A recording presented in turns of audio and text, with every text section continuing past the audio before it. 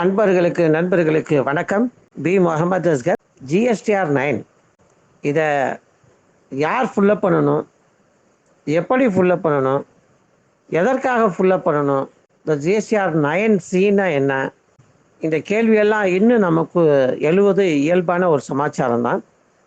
அந்த மாதிரி ஒரு சூழல் எல்லாம் நமக்கு வராமல் இருக்க தெளிவான ஜிஎஸ்டிஆர் 9 and 9C பற்றி தெளிவான விளக்கங்கள் அளிக்க வி சங்கர் நாராயணன் சார், சென்னை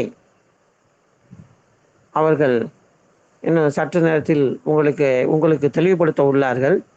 அவர் பேசுறதுக்கு முன்னாடி இதற்கு முன்னாடி ஒரு சின்ன சம்பாஷணை நடக்கும் பொழுது, என்ன சார் உங்களுக்கு ஏதாவது ஒரு கஷ்டத்தை கொடுத்துட்டோமா அப்படின்னா, அப்படி இல்லை சார், பலருடைய சந்தோஷம்தான் நம்மளுடைய சந்தோஷம்.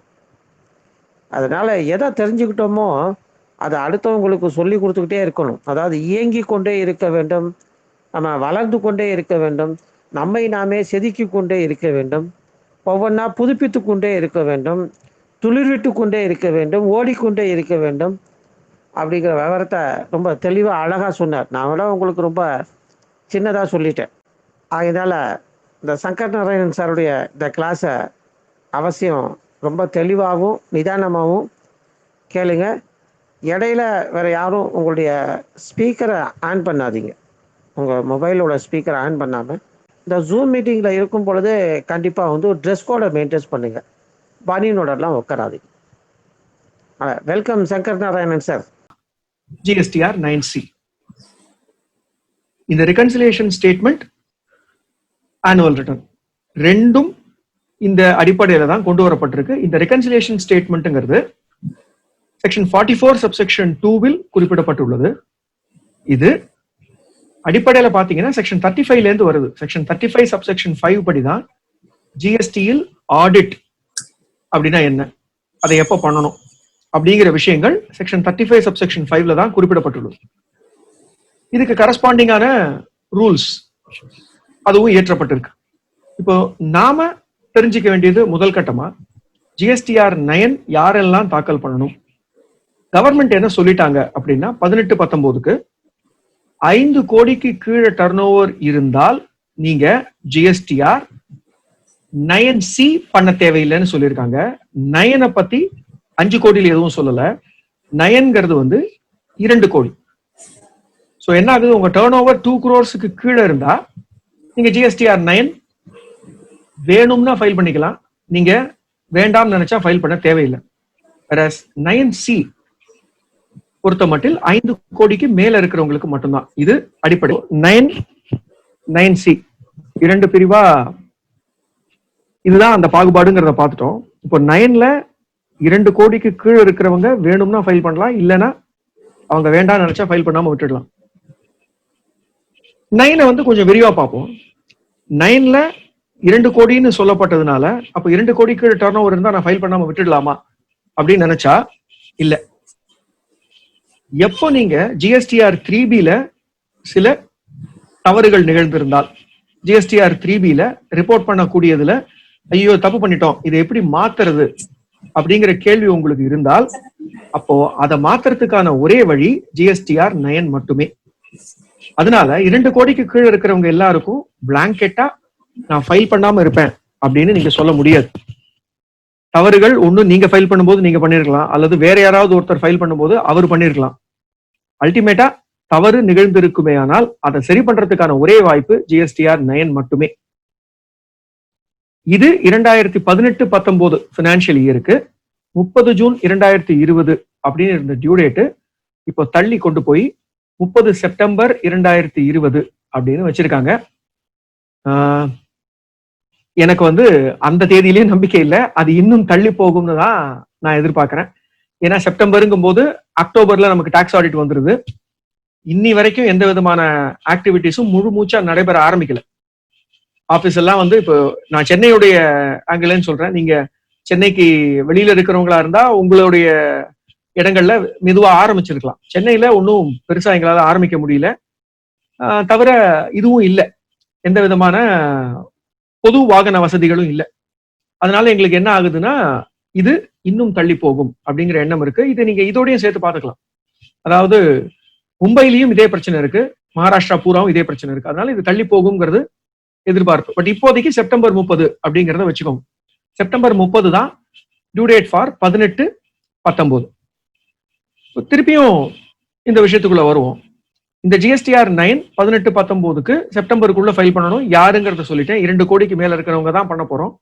2 கோடி கீழே இருக்கிறவங்களுக்கு ஏற்கனவே நான் சொன்ன மாதிரி தப்பு பண்ணியிருந்தா அதை சரி பண்றதுக்கான ஒரு வழி இது. இப்ப லீகலா இன்னும் சில ப்ரொவிஷன்ஸை இதுல நாம ஆராய வேண்டியிருக்கு. ஏன்னா இப்போ இது நடைபெற ஆரம்பிச்சிருச்சு. எஸ்பெஷலி சென்னையை தவிர்த்து இருக்கிற இடங்கள்ல வேகமா நடைபெறுது. சென்னையிலயும் 2-3 இடங்கள் நடைபெறுது. டிபார்ட்மெண்ட் ஆடிட் வருவதற்கு நோட்டீஸ் கொடுத்திருக்காங்க. சில பேர் கேட்கறாங்க, சார் டிபார்ட்மெண்ட் எப்படி ஆடிட்டுக்கு வரலாம்? இன்னும் நம்ம ஜிஎஸ்டி ஆனுவல் ரிட்டர்ன்ஸும் ஜிஎஸ்டி ஆடிட்டுமே பண்ணி முடிக்கல 18-19க்கு. 17-18 முடிஞ்ச கதை.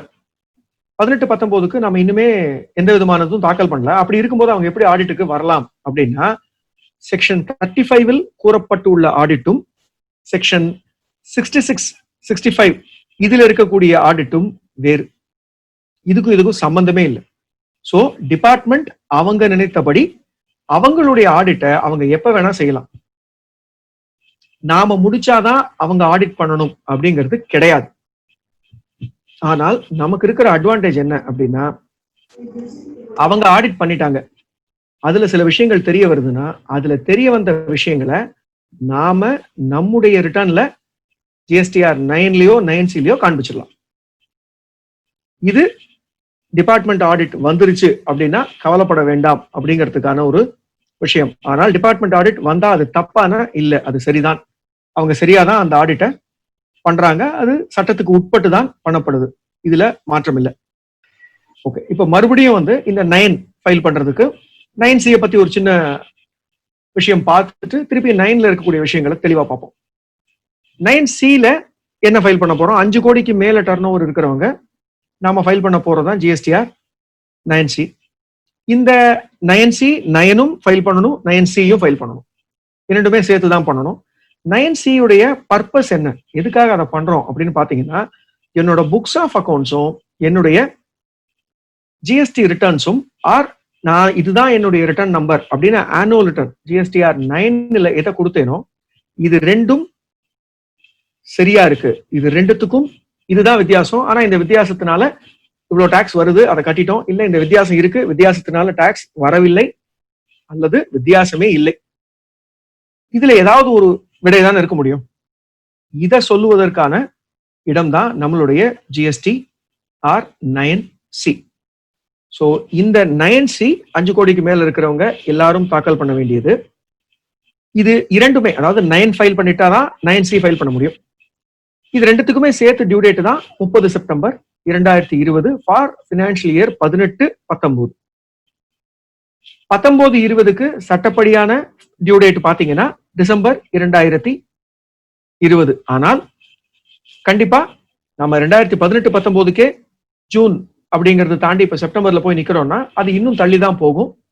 அதனால 19-20 பத்தி இப்ப நாம கவலைப்பட வேண்டிய அவசியம் இல்லை. இப்ப அடுத்தபடியா ஜிஎஸ்டிஆர் 9க்குள்ள போகும்போது நான் 3 பெரும் பிரிவா பிரிச்சு சொல்றேன். நம்ம திருப்பி அந்த ஃபார்ம் படிவத்தை பல முறை பார்த்துருப்போம். ஸோ அதனால இதுல போய் இதுதான் பார்க்கணும் இதுதான் பார்க்கணுங்கிற தேவையில்லை. என்னென்ன பிரச்சனைகள் வரலாம், என்னென்ன பிரச்சனைகளுக்கு ஏற்கனவே கவர்மெண்டே ஒரு சொல்யூஷன் கொடுத்துருக்காங்க அப்படிங்கிறத மட்டும் பார்க்கலாம். முதலாவதாக நம்மளுடைய ஜிஎஸ்டிஆர் 9ல லயபிலிட்டியை ரிப்போர்ட் பண்றோம். இந்த லயபிலிட்டி ரிப்போர்ட்டிங்ல ரொம்ப நுணுக்கமா நீங்க பார்க்க வேண்டியது என்ன அப்படின்னா, எல்லாரும் இந்த 0 ரேட்டட் டர்ன் ஓவருக்கும் டீம்டு எக்ஸ்போர்ட்ஸுக்கும் மர்ச்சன்ட் எக்ஸ்போர்ட்டுக்கும் ஒரு தொடர்பு இருக்கிறதா நினைச்சுக்கிட்டு இருக்காங்க. நிறைய பேர் நினைச்சுக்கிட்டு இருக்காங்க. சில பேர் அதுல தெளிவு இருக்கலாம் உங்களுக்கு ஏற்கனவே. இது 3ம் ஒண்ணு அல்ல. அதாவது மர்ச்சன்ட் எக்ஸ்போர்ட் எனப்படுவது, என்கிட்ட இருந்து ஒருத்தர் வாங்குவாரு, அவர் எக்ஸ்போர்ட் தான் பண்ணுவார்.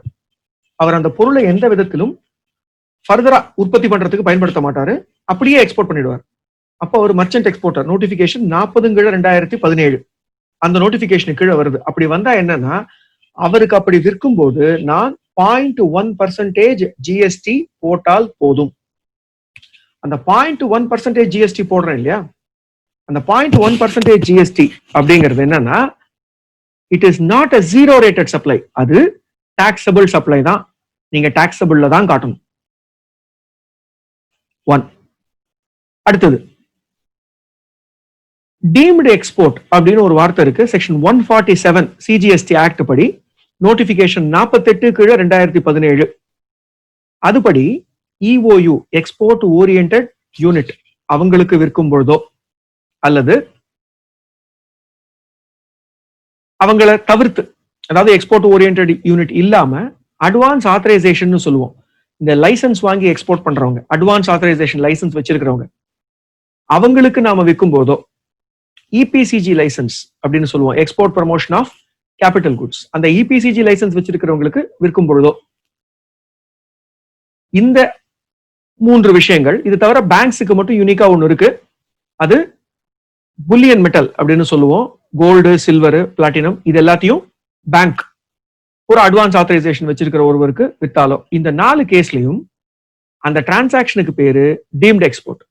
ஆனால் அந்த டிரான்சாக்ஷன் 0 ரேட்டட் அல்ல.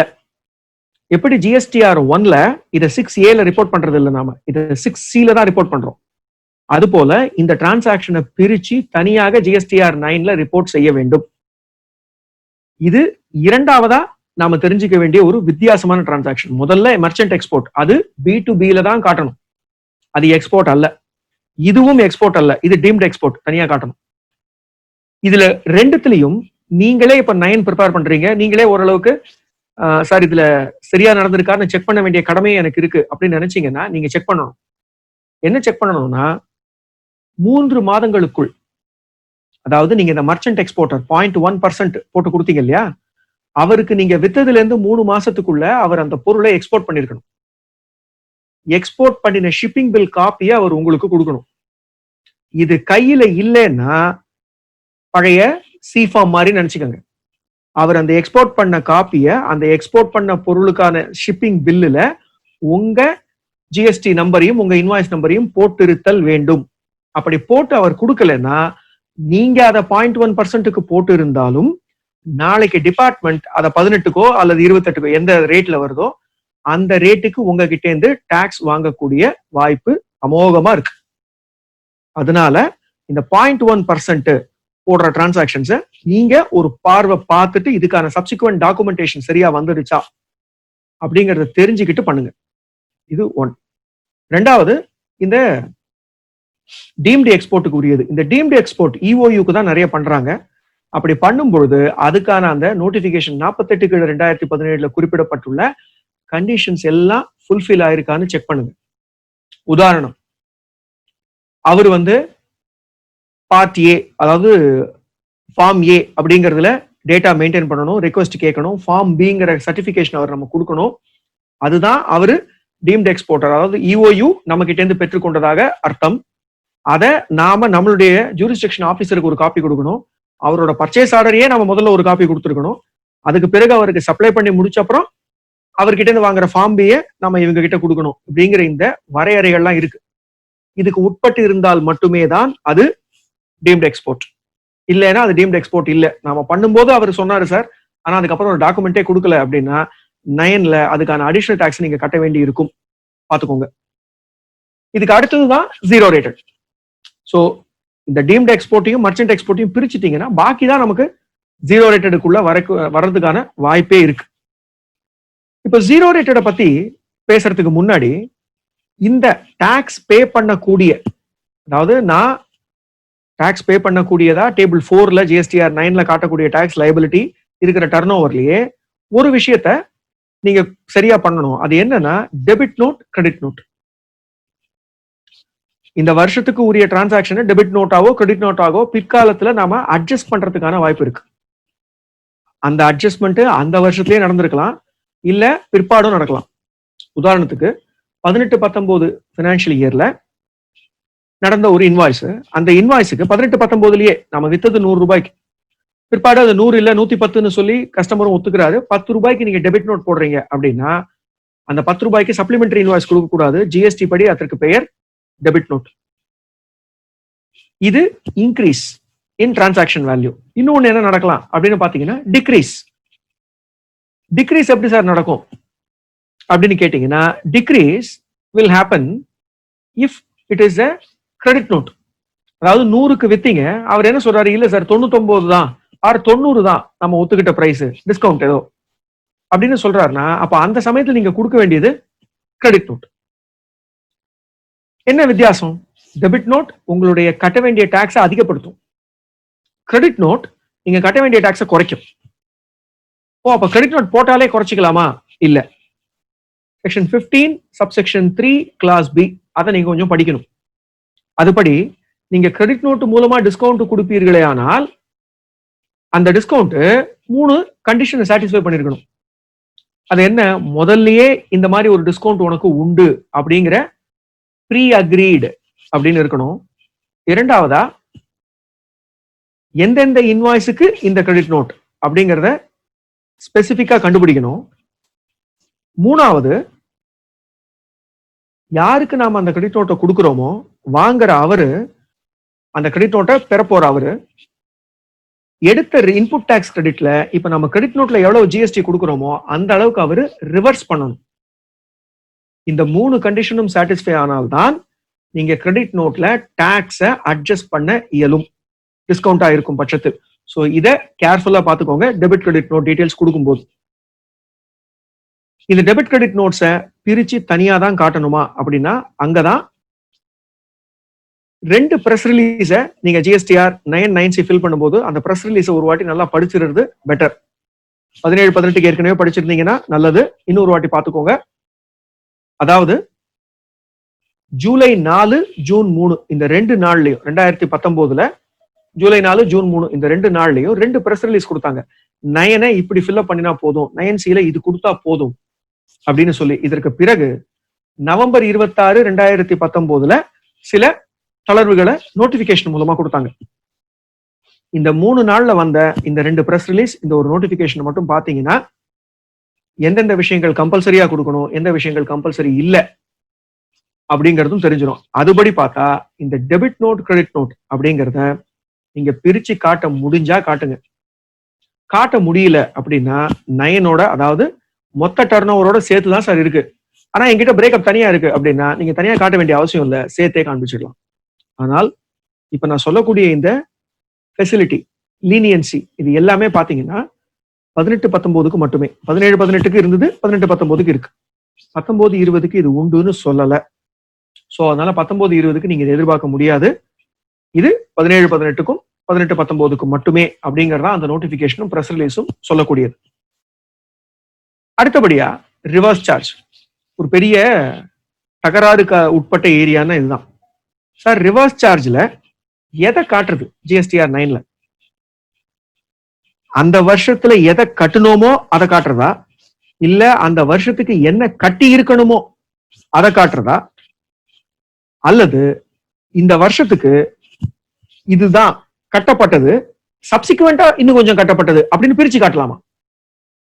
3 வகை இருக்கு. இதுல பிரஸ் ரிலீஸ் படி, காமன் சென்ஸ் படியும் என்னுடைய ஆன்சர், இந்த வருடத்தில் எது கட்டப்பட்டதோ அதை மட்டும் காண்பிச்சா போதும். அப்போ இந்த வருடத்திற்கு உரிய ஆர்சிஎம் நான் அடுத்த வருஷத்துல கட்டியிருந்தா என்ன பண்றது? அதை அடுத்த வருஷத்துல காட்டுங்க, ஏன் இந்த வருஷத்துல காட்டணும்? இந்த வருடத்திற்கு உரிய ஆர்சிஎம் அடுத்த வருஷத்துல கட்டப்பட்ட இயர்ல தானே காட்ட போறீங்க சார். அடுத்த வருஷத்துல கட்டுறேன் அப்படிங்கிறது எனக்கு இன்புட் டாக்ஸ் கிரெடிட் உண்டா? இப்ப உதாரணத்துக்கு 18-19க்கு இன்னைக்குதான் கண்டுபிடிக்கிறோம். இன்னைக்கு பாத்தீங்கன்னா ஜூன் 2020. இன்னைக்கு நான் அதுக்கான ரிவர்ஸ் சார்ஜை கட்டுறேன். கட்டிட்டா என்னோட ஆனுவல் ரிட்டர்ன் தாக்கல் பண்றேன், என்னால கிரெடிட் எடுக்க முடியுமா அப்படின்னா உங்களால எப்படியுமே ஜிஎஸ்டிஆர் 9ல புது கிரெடிட் எடுக்க முடியாது. நீங்க கிரெடிட் எடுக்க போறது என்னமோ நம்மளுடைய 3Bல தான், அங்கதான் நீங்க எடுக்க முடியும். அப்படி இருக்கும்போது நீங்க ஜூன் மாசம் 2020 கட்டின ஆர்சிஎம்க்கு ஜூன் மாசம் 2020 3Bல கிரெடிட் எடுத்துக்கோங்க. அப்போ அதை எப்ப காட்டணும்? ஜூன் மாசம் 2020க்கு வரக்கூடிய ஆனுவல் ரிட்டர்ன் என்ன? 2021க்கான ஆனுவல் ரிட்டர்ன் தானே, அதுலதான் நீங்க காட்டணும். அதனால அந்த வருஷத்துல போய், அதாவது 18-19க்கு உரியது பிற்பாடு கட்டப்பட்டதுங்கிறத ஆர்சிஎம்க்கு மட்டும் காண்பிக்க வேண்டாம் அப்படிங்கிறது அவங்க பிரஸ் ரிலீஸ்லயும் சொன்னது. நான் முன்னாடி சொன்ன மாதிரி என்னுடைய காமன் சென்ஸ் வியூவும் அதுதான். ஸோ ஆர்சிஎம்ல இதை பார்த்துக்கோங்க. லைபிலிட்டி இது டேபிள் 4ல. இப்போ டேபிள் 5ல பாத்தீங்கன்னா லயபிலிட்டி கட்ட வேண்டிய அவசியம் இல்லை, ஆனா இருக்கக்கூடிய டர்ன் ஓவர். இதுதான் ரொம்ப ரொம்ப கேர்ஃபுல்லா இருக்க வேண்டிய இடம். 2 ரீசனுக்காக. ஒன்னு, எல்யூடி டிரான்சாக்ஷன் பூரா இங்கதான் வரும். இந்த எல்யூடி டிரான்சாக்ஷன்ல ஒரு ஒரு மாற்றம் ஒண்ணு நிகழ்ந்திருக்கு. அது எல்யூடி சம்பந்தமா இல்லைன்னாலும் எல்யூடி பண்ணவங்களுக்கு அது ஒரு தாக்கம் இருக்கு. அதை நான் சொல்றேன் என்னன்னு. அந்த மாற்றம் எப்ப நிகழ்ந்ததுன்னா 24 மார்ச் 2020 தான் நடக்குது. ஸோ கோவிட் என்னைக்கு இவங்க இது பண்றாங்களோ, லாக்டவுன் பண்றாங்களோ, அன்னைக்கு முன்னாடி இஷ்யூ பண்ணப்பட்ட நோட்டிபிகேஷன். வேற ரீசனுக்காக கொடுத்துருக்காங்க, பட் நமக்கு எக்ஸ்போர்ட்ஸ்ல அது அடி வாங்கும். எல்யூடி அப்படிங்கறதோட அடிப்படை ரூல் 96 பார்க்கும்போது என்ன நினைக்கிறாங்கன்னா, எல்யூடிங்கிறது இந்த நூடுல்ஸ் சமைக்கிற மாதிரி 2 நிமிஷம் வேலை. உள்ள போனா 2 பட்டன் அழுத்துறோமா, ஐ அக்செப்ட் கொடுத்தோமா, 2 பேர் கொடுத்தோமா, ஜென்ரேட் பண்ணியாச்சு, அவ்வளவுதான். இதான் எல்யூடி வாங்கியாச்சுங்க. அப்படின்னா அதுல என்ன எழுதியிருக்குங்கிறத கொஞ்சம் கூர்மையா படிக்கணும். அதுல என்ன சொல்லியிருக்குன்னா, எல்யூடி அப்படிங்கிற அந்த ஆப்ஷனை எடுத்துக்கிற நீங்க சில விஷயங்களுக்கு என்ன நான் உட்படுத்திக்கிறேன்னு சொல்றீங்க. முதலாவதா நீங்க என்ன சொல்றீங்க அப்படின்னா, இந்த எல்யூடி மூலமா நான் கூட்ஸை எக்ஸ்போர்ட் பண்ணுவேனே ஆனால் பொருட்களாக இருக்கும் பட்சத்தில் 3 நாட்களுக்குள், அதாவது இந்த பொருள் என் கைக்கு வந்ததுல இருந்து 3 நாளைக்குள்ள நான் அந்த எக்ஸ்போர்ட்டை பண்ணிடுவேன். 3 மாதங்களுக்குள் அதை நான் எக்ஸ்போர்ட் பண்ணிடுவேன் அப்படிங்கறதா இது 1. இரண்டாவது, இது நான் 3 மாதங்களுக்குள் எக்ஸ்போர்ட் பண்ணலைன்னா என்ன ஆகும்? இதை நீங்க 3 மாதங்களுக்குள் எக்ஸ்போர்ட் பண்ணலைன்னா நீங்க அதற்கு உரிய ஜிஎஸ்டியை செலுத்த வேண்டும் வித் இன்ட்ரெஸ்ட். உதாரணத்துக்கு ஜூன் 2018 இன்வாய்ஸ் போட்டாச்சு எல்யூடி. ஏன்னா 18-19 பினான்சியல் இயருக்கு பாத்தீங்கன்னா எல்யூடிங்கிறது ஒரு பொதுவான எல்யூடியா கொடுத்துட்டாங்க. அதாவது சிஸ்டம்லயே எல்யூடி கொடுத்துட்டாங்க. நீங்க போய் ஆபீசரை கான்டாக்ட் பண்ணி வாங்க வேண்டிய அவசியம் இல்லை. அந்த மாதிரி எல்யூடி கிடையாது. அப்படி இருக்கும்போது அந்த எல்யூடி எடுத்துட்டு நீங்க போறீங்க அப்படின்னா அப்ப கண்டிப்பா நீங்க என்ன செய்யணும்? அந்த எல்யூடி 3 மாதத்திற்குள் அவர் எக்ஸ்போர்ட் பண்ணாராங்கிறத பார்க்கணும். அவர் 3 மாதத்துக்குள்ள எக்ஸ்போர்ட் பண்ணாருங்கிறது எப்படி சார் தெரியும் அப்படின்னா, ஷிப்பிங் பில்ல இஜிஎம் டேட் அப்படின்னு ஒன்று இருக்கும், எக்ஸ்போர்ட் ஜெனரல் மேனிஃபெஸ்ட். அந்த எக்ஸ்போர்ட் ஜெனரல் மேனிஃபெஸ்ட் 3 மாதங்களுக்குள் இருக்க வேண்டும். இல்லைன்னா நீங்க டாக்ஸை கட்டணும் இன்ட்ரெஸ்டோட. சார் இன்ட்ரெஸ்டோட டாக்ஸை கட்டிட்டு அப்புறம் நான் என்ன பண்றது அப்படின்னா, அதுக்கு பிறகு நீங்க எக்ஸ்போர்ட் பண்ணிட்டீங்கன்னு வச்சுக்கோங்க. அதுக்கு பிறகு நீங்க எக்ஸ்போர்ட் பண்ணிட்டீங்க அப்படின்னா அந்த அமௌண்ட் ரீஃபண்டா கிளைம் பண்ணலாம். ஆனா கட்டின இன்ட்ரெஸ்ட் கட்டினதான், இன்ட்ரெஸ்ட் திரும்பி வராது. இது குட்ஸை பொறுத்த வரைக்கும். சர்வீஸா இருக்கும்போது இன்னும் நீங்க கேர்ஃபுல்லா பார்க்கணும். சர்வீஸ் எக்ஸ்போர்ட் பண்ணுவீங்க அப்படின்னா அந்த சர்வீஸ் எக்ஸ்போர்ட்ல நீங்க பார்க்க வேண்டியது 1 வருடத்திற்குள், அதாவது அந்த எக்ஸ்போர்ட் இன்வாய்ஸ் போட்ட 1 வருடத்திற்குள் அந்த சர்வீஸுக்கு உரிய பணம் ஃபாரின் கரன்சியாக நான் பெற்று விடுவேன், அந்த சர்வீஸ்க்கு உரிய ஃபாரின் கரன்சியை நான் வாங்கிடுவேன் அப்படின்னு தான் நீங்க எஸ் சொல்லிதான் இதை பண்றீங்க. அப்ப அந்த ஃபாரின் கரன்சி எனக்கு வரல 1 வருஷத்துக்குள்ள அப்படின்னா பிரச்சனை. சோ சர்வீஸ் எக்ஸ்போர்ட் எல்லாம் அப்படியே எடுத்துக்க மாட்டாங்க. சர்வீஸ் எக்ஸ்போர்ட்டை பொறுத்த வரைக்கும் எல்யூடில சர்வீஸ், எல்யூடி சர்வீஸை பொறுத்த வரைக்கும் 1 வருஷத்துக்குள்ள இதுக்கான பேமெண்ட்டை நான் வாங்கிடுவேன் அப்படின்னு நம்ம சொல்றோம். பேமெண்ட்டை நீங்க வாங்கல அப்படின்னா நீங்க எக்ஸ்போர்ட் பண்ணதுக்கு நீங்க ஜிஎஸ்டி கட்ட வேண்டும், ஐஜிஎஸ்டி இன்ட்ரெஸ்டோட. சோ 17-18 இது ஒரு இம்பார்ட்டன்டான ப்ரொவிஷன் கிடையாது. ஏன்னு பாத்தீங்கன்னா 17-18 ஜிஎஸ்டி ஆடிட்டுக்கு உட்பட்டப்பட்ட பீரியடே 9 மாசம் தான். சோ 18-19 இது ரொம்ப இம்பார்ட்டன்ட் ஆகுது. ஏன் 17-18 ஒரு சர்வீஸ் இன்வாய்ஸ் ரைஸ் பண்ணப்பட்டு அந்த சர்வீஸ் இன்வாய்ஸுக்கான பேமெண்ட் 1 வருடத்திற்குள்ள வரலன்னு வைங்க. 18-19 நம்ம அதை கண்டுபிடிக்கிறோம். அப்படி கண்டுபிடிக்கும் போது நாம கண்டிப்பா இதை பார்க்க வேணும். சோ இது ஜிஎஸ்டிஆர் 9ல அடிஷனல் லயபிலிட்டி வர்றதுக்கான வாய்ப்பு இருக்கக்கூடிய விஷயம். அதனாலதான் இந்த எல்யூடி சம்பந்தப்பட்டதுல ரொம்ப கேர்ஃபுல்லா இருக்கணும். இதுல குட்ஸை பொறுத்த வரைக்கும் என்ன சொல்லியிருந்தாங்க, 3 மாசத்துக்குள்ள அது இந்தியா விட்டு வெளியில போயிருக்கணும் அப்படின்னு தான் சொல்லியிருந்தாங்க. இப்ப என்ன பண்ணிட்டாங்க, 23 மார்ச் 2020 இருந்து அதுக்கும் ஒரு கண்டிஷனை கொண்டு வந்திருக்காங்க. இது ரீஃபண்ட் சம்பந்தமான கண்டிஷன் தான், ஆனா நம்மளுடைய டிஸ்க்ளோஷரை இது பாதிக்கும். நீங்க நாளைக்கு ரீஃபண்டுக்கு அப்ளை பண்ண போனா இது கண்டிப்பா உங்களை பாதிக்கும். அது என்னன்னா, பொருளாக இருக்கும் பட்சத்தில் ரூல் 96B அப்படின்னு ஒன்று இன்சர்ட் பண்ணியிருக்காங்க. பொருளாக இருக்கும் பட்சத்தில் அதற்கான ஃபாரின் கரன்சியை ஃபெமாவில் குறிப்பிடப்பட்டுள்ள தேதிக்குள் நான் பெற்று விடுவேன் அப்படின்னு சொல்றீங்க. இதுதான் compulsory condition for export of goods. அப்ப இப்ப பாத்தீங்கன்னா சர்வீஸாக இருந்தால் நீங்க இன்வாய்ஸ் போட்டதுல இருந்து ஒரு வருடத்திற்குள் அதுக்கான பேமெண்ட்டை வாங்கிடுவேன்னு எல்யூடியில சொல்லிட்டீங்க. பொருளா இருந்தா அதுக்கான எக்ஸ்போர்ட் பண்ணதுக்கான ஃபாரின் கரன்சியை நான் ஃபெமா குறிப்பிடப்பட்டுள்ள காலத்திற்குள் பெற்று விடுவேன் அப்படின்னு சொல்றீங்க. ஃபெமா குறிப்பிடுறது ஜென்ரலி 9 மாசம். இதே ஃபாரின்ல இருக்கக்கூடிய பிரான்ச்சா இருந்தா 15 மாசம் வரைக்கும் டைம் கொடுக்குறாங்க. இந்த காலகட்டத்துக்குள்ள அந்த பணத்தை நீங்க ஃபாரின் கரன்சியில வாங்கி விட வேண்டும். ஃபாரின் கரன்சியில் நீங்கள் வாங்கவில்லை என்றால் அது எக்ஸ்போர்ட்டே கிடையாது. ஒண்ணு, அதுக்கான ரீஃபண்ட் கிடையாது. ரெண்டாவது, அது எக்ஸ்போர்ட் இல்லைங்கும் போது எல்யூடியில பண்ணியிருக்கும் பட்சத்தில் அதுக்கான டாக்ஸ் நீங்க செலுத்த வேண்டியிருக்கும். இதுதான் இந்த எல்யூடி சம்பந்தமானதை பார்க்கும்போது நீங்க மறுபடியும் ஒரு வாட்டி ஆராய்ஞ்சிட்டு அதுக்கப்புறம் அதை அப்ரூவ் பண்ணுங்க அந்த டிரான்சாக்ஷன்ஸ். ஸோ இது டாக்ஸ் கட்ட வேண்டியது இல்லைனாலும் அவுட்புட் டாக்ஸ் லைபிலிட்டி இருக்கக்கூடிய பிரச்சனைகள். இப்போ அப்படியே நம்மளுடைய ஃபோக்கஸ் இன்புட் டாக்ஸ் கிரெடிட்டுக்கு மாத்திடுவோம். இன்புட் டாக்ஸ் கிரெடிட்ல என்ன சார் பஞ்சாயத்துனா, அதிகமான பஞ்சாயத்து எனக்கு தெரிஞ்சு இன்புட் டாக்ஸ் கிரெடிட்ல தான் இருக்கும். பட் என்னுடைய இன்புட் டாக்ஸ் கிரெடிட்டுடைய அண்டர்ஸ்டாண்டிங் வந்து எவ்வளவு சிம்பிளா அதை வச்சுக்க முடியுமோ அவ்வளவு சிம்பிளா வச்சுக்கிறது நல்லது. முதல்ல கவர்மெண்டே என்ன சொல்லிட்டாங்கன்னா, நீங்க இன்புட் டாக்ஸ் கிரெடிட்டை input, capital goods, input service அப்படின்னு 3ஆ பிரிச்சு சொல்ல தேவையில்லை. இன்புட்ஸ் அப்படிங்கிறதுக்கு கீழே எல்லாத்தையும் கொடுத்துருங்க அப்படின்னு சொல்லிட்டாங்க. சார் ஆமா அவங்க சொல்லிட்டாங்க, இதை நம்ம பயன்படுத்திக்கலாமா அப்படின்னு நீங்க என்ன கேட்டீங்கன்னா, ஒரு ப்ரூடென்ட் அக்கௌண்டன்டா அதை பண்ணாதீங்கன்னு நான் சொல்லுவேன். ஏன் அப்படின்னு பாத்தீங்கன்னா, அந்த கேபிட்டல் குட்ஸுக்கு உரிய இன்புட் டாக்ஸ் கிரெடிட் இருக்கு இல்லையா, அதை நம்ம அசசி எடுத்திருப்பாரே, ஆனால் நாளை பின்ன அந்த கேபிட்டல் குட்ஸ் அவர் விற்கும் போது எவ்வளவு கிரெடிட் எடுத்தார், அதுல எவ்வளவு ரிவர்ஸ் பண்ணணும் அப்படின்னு செக்ஷன் 18 சப்செக்ஷன் 6ல இருக்கக்கூடிய ப்ரொவிஷன் அட்ராக்ட் ஆக வாய்ப்பு இருக்கு. அதனால தயவு செஞ்சு கவர்மெண்டே சொல்லி இருந்தாலும், முன்னாடி என்ன சொன்னாங்க, கவர்மெண்ட் சொல்லிடுச்சு அதனால அதை பண்ண வேண்டாம்னு சொல்லிட்டேன் லைபிலிட்டியில வரும்போது. ஆனா எனக்கு ஐடிசில இதுல உடன்பாடு இல்லை. கவர்மெண்ட் இதை கொடுக்க வேண்டாம்னு சொன்னாலும் நீங்க வலுக்கட்டாயமா அந்த டேட்டாவை பிரிச்சு எடுங்க அல்லது பிரிச்சு கேளுங்க. Input, capital goods, input service அப்படிங்கிற பிரிவு வேணும். கேபிட்டல் குட்ஸுக்கு உரிய கிரெடிட்டை தனியா தான் நீங்க எடுத்து வச்சுக்கணும், தேவை பாத்துக்கோங்க. சோ கவர்மெண்ட் சொல்லிட்டாங்களேங்கிறதுனால ஒரு லைன்ல ஃபில் பண்ணி ரிட்டர்ன் ஃபைல் பண்ணிடலாம். பட் நாளைக்கு பதில் சொல்லணும் 3 வருஷம் கழிச்சுக்கும் போது நமக்கு ஞாபகம் இருக்காது. இந்த வருஷத்துல வாங்கினதுக்கு எவ்வளவு ஐடிசி எடுத்தோங்கிற அந்த ஞாபகம் இருக்காது. சோ அந்த விஷயம் மட்டும் நம்ம அந்த ஆப்ஷனை எடுத்துக்க வேண்டாம்னு நான் நினைக்கிறேன். இரண்டாவது, 3Bயில் நாம என்ன கிரெடிட் எடுத்தோமோ அதை தான் கொண்டு வந்து அவங்க அங்க காட்டுறாங்க. 3Bயில் எடுத்த கிரெடிட்டை தான் கொண்டு வந்து டேபிள் 6ல காட்டுறாங்க. ஸோ 3Bயில் இந்த வருஷத்தில் என்ன எடுக்கப்பட்டதோ அதுக்கு தான் நம்ம ஜவாப்தாரி 18-19க்கு. ஸோ அதுக்கு மட்டுமே நீங்க பதில் சொல்லுங்க, அதை மீற வேண்டிய அவசியம் இல்லை.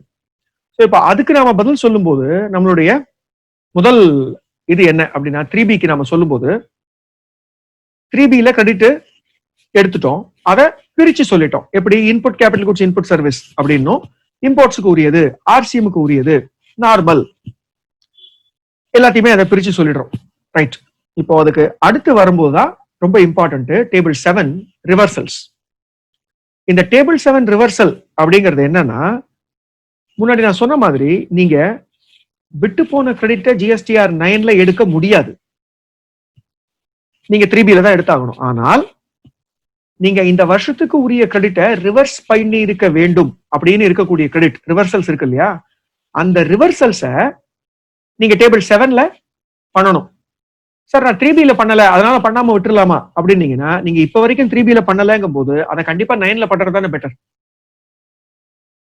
இல்ல நான் சப்சிக்வெண்டா பண்ணிட்டேன் சார், 19-20 ரிட்டர்ன்ல பண்ணிட்டேன் அப்படின்னா நீங்க இப்ப பண்ணதே தேவையில்லை, 7ல பண்ண வேண்டிய அவசியம் இல்லை. ஸோ இதுதான் நீங்க அங்க பார்க்க வேண்டியது. இது வரைக்கும் நான் பண்ணவே இல்லை. உதாரணத்துக்கு சொல்றேன், ரூல் 42, 43 ரிவர்சல். ரூல் 42ங்கிறது என்னோட காமன் அவுட்புட்டாக இருக்கும் பட்சத்தில், அவுட்புட்ல எக்ஸ்போர்ட் இதுவும் இருக்கு, அது பேர் என்ன, என்னுடைய எக்ஸ்போர்ட்டும் டாக்ஸபிளும் இருக்கு ஒரு பங்கு, இன்னொரு பங்கு எக்ஸம்டடும் இருக்கு, நாட் டாக்ஸபிளும் இருக்கு. அப்படின்னா அந்த நாட் டாக்ஸபிள் எக்ஸம்டடுக்கு உரிய கிரெடிட் சார் அதுக்கு தான் இன்புட்டே வராதே அப்படின்னீங்கன்னா, இன்புட் கூட்ஸ் வராது, சர்வீஸ் வர வாய்ப்பு இருக்கு. எப்படி? ஆடிட் ஃபீஸ் எடுத்துக்கோங்க, உங்களோட அக்கௌண்டிங் ஃபீஸ் எடுத்துக்கோங்க, இது காமன் தானே, ரெண்டுக்கும் சேர்த்து தானே கணக்கு எழுதுறோம், ரெண்டுக்கும் சேர்த்து தானே ஆடிட் பண்றோம். அப்ப அதுக்கான ஃபீஸுக்கு அந்த டர்ன் ஓவருக்கு உரிய ப்ரொபோர்ஷனை ரிவர்ஸ் பண்ணி தானே ஆகணும். இதான் ரூல் 42. இதே கேபிட்டல் குட்ஸ் காமனாக இருக்கும் பட்சத்தில் ரூல் 43. ஸோ இது ரெண்டுத்தையும் நீங்க பாத்துக்கணும். ஒரு மில்க் டைரி இருக்கு, ஒரு பெட்ரோல் பங்க் இருக்கு, எல்லாருக்குமே இது அப்ளை ஆகும். இந்த காமன் இன்புட் டேக்ஸ் கிரெடிட் ரிவர்சல கண்டிப்பா நீங்க செஞ்சு இருக்கணும். செய்யலைன்னா ஜிஎஸ்டிஆர் 9ல செஞ்சிருது பெட்டர். அப்ப இந்த இன்புட் டேக்ஸ் கிரெடிட்டை நான் ஐடிசியா தான் ரிவர்ஸ் பண்ணணுமா அப்படின்னா இதுலயும் 2 விதமான ஒப்பீனியன் இருக்கு. ஒண்ணு, நயன் மூலமா அதிகமா வரக்கூடிய லைபிலிட்டி அப்படின்னு ஒண்ணு இருந்தா அதை கேஷா தான் கட்டணும் அப்படின்னு கவர்மெண்ட் சொல்லியிருக்காங்க. ஆனால் ஐடிசி ரிவர்சல நீங்க ஐடிசி ரிவர்சலா கூட பண்ணலாமே. ஸோ டிஆர்சி 03ல இத கம்பல்சரியா கேஷா தான் பண்ணணுமா அப்படின்னு எனக்கு கேட்டீங்கன்னா எந்த இடத்துலயும் சட்டத்துல அது இல்ல. அது வெறும்னு ரூல்ஸ்ல ஒரு இன்ஸ்ட்ரக்ஷன்ல மட்டும்தான் இருக்கு. ரூல்லயோ மெயின் ரூல்லயோ செக்ஷன்லயோ எங்கேயுமே இல்ல. ஸோ அப்படிங்கிறதுனால இந்த ரிவர்சலுக்கு உங்க கையில ஐடிசி இருக்குமே ஆனால் நீங்க ஐடிசியவே ரிவர்ஸ் பண்ணிக்கலாம். ஏன்னா எனிவே இன்னைக்கு ரிவர்ஸ் பண்றீங்க, அந்த வருஷத்துக்கு ரிவர்ஸ் பண்ண வேண்டியதுன்னா இந்த இடைப்பட்ட காலத்துக்கு நீங்க இன்ட்ரெஸ்ட் கட்ட தானே போறீங்க. 18% இன்ட்ரெஸ்ட் கட்டுறீங்கன்னா கவர்மெண்ட்டுக்கான லாஸை நீங்க ஈடு பண்ணிட்டீங்க. அப்ப என்ன கவலை, நீங்க இன்ட்ரெஸ்ட கட்டிடுறீங்கும் போது எந்த விதத்திலையும் நீங்க ஐடிசி மூலமாக ரிவர்ஸ் பண்ணுவது தப்பு ஆகாது. ஸோ இந்த டேபிள் 7 பார்த்து ஆராய்ஞ்சு நீங்க இந்த ரிவர்சலை செய்ய வேண்டியது இருக்கும். அடுத்தபடியா இந்த டேபிள் 7 மூலமா அடிஷனல் லைபிலிட்டி வேற எங்க வரலாம் அப்படின்னா முக்கியமான இடம் 180 நாளுக்குள்ள சப்ளையருக்கு பேமெண்ட் செய்திருக்க வேண்டும். இந்த இன்வாய்ஸ் டேட் அப்படிங்கறதுல இருந்து 180 நாளுக்குள்ள என்னுடைய சப்ளையருக்கு பேமெண்ட் போயிருக்கணும். என் சப்ளையருக்கு நான் அந்த பேமெண்ட்டை பண்ணல அப்படின்னா அந்த 180 நாளுக்குள்ள நான் பண்ணாத பேமெண்ட் எனக்கு அதுக்கு உரிய ஐடிசி கிடையாது, நான் அதை ரிவர்ஸ் பண்ணணும்.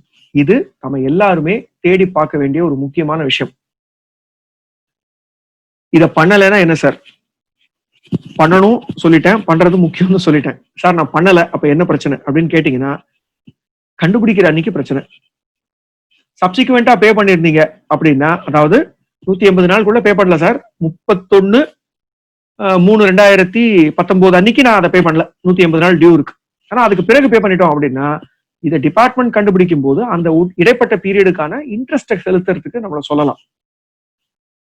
சரி இன்னி வரைக்குமே பே பண்ணல ஆனா ஐடிசி அப்பவே எடுத்துட்டோம் அப்படின்னா கண்டிப்பா நீங்க ஐடிசியை ரிவர்ஸ் பண்ண வேண்டியிருக்கும், இன்ட்ரெஸ்டையும் ரிவர்ஸ் பண்ண வேண்டியிருக்கும். ஸோ இந்த 180 நாளுங்கிறது பிடிக்கவே இல்லை சார், நல்லது இல்லை இது அப்படின்னு சொன்னாலும் சட்டம் அதுதான். ஸோ ரிவர்சல் அப்படிங்கிறது பண்ண வேண்டி இருக்குங்கிறதா என்னுடைய எண்ணம். அடுத்தபடியாக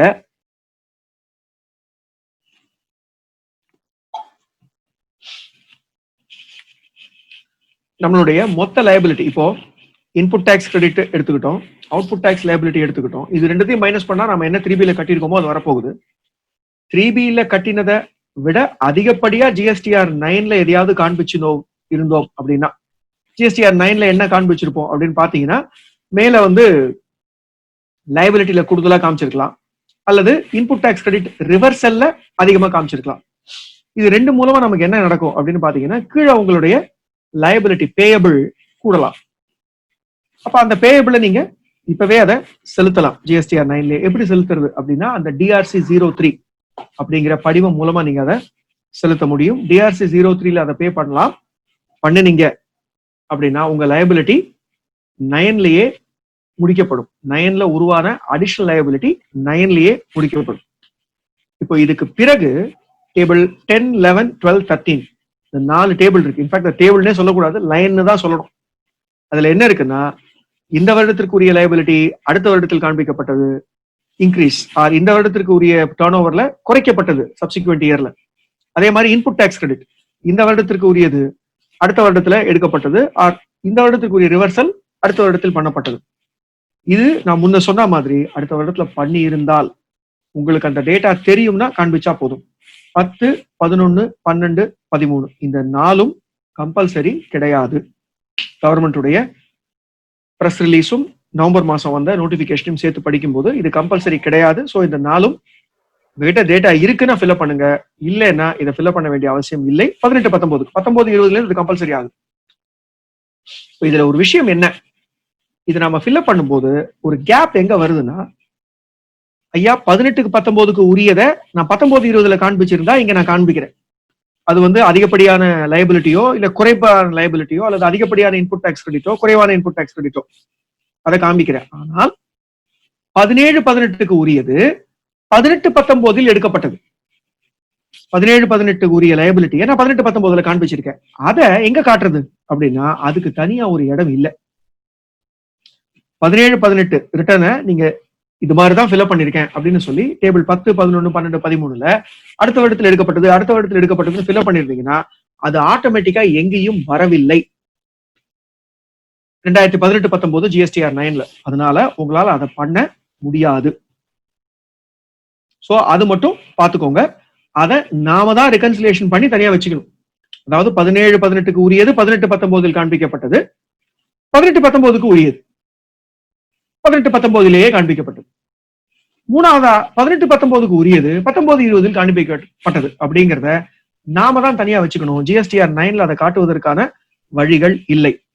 என்ன வழி இருக்குன்னா 2, 3 மட்டும் தான் காட்டுறதுக்கு வழி. இந்த வருஷத்துக்கு உரியது இந்த வருஷத்திலே காட்டப்பட்டது, இந்த வருடத்திற்கு உரியது அடுத்த வருடத்தில் காட்டப்பட்டது. இது 2 மட்டும் தான் உங்களால காட்ட முடியுமே தவிர போன வருடத்திற்கு உரியது இந்த வருடத்தில் காட்டப்பட்டது அப்படிங்கறது தனியா காட்டுறதுக்கான இடம் இல்லை GSTR 9ல.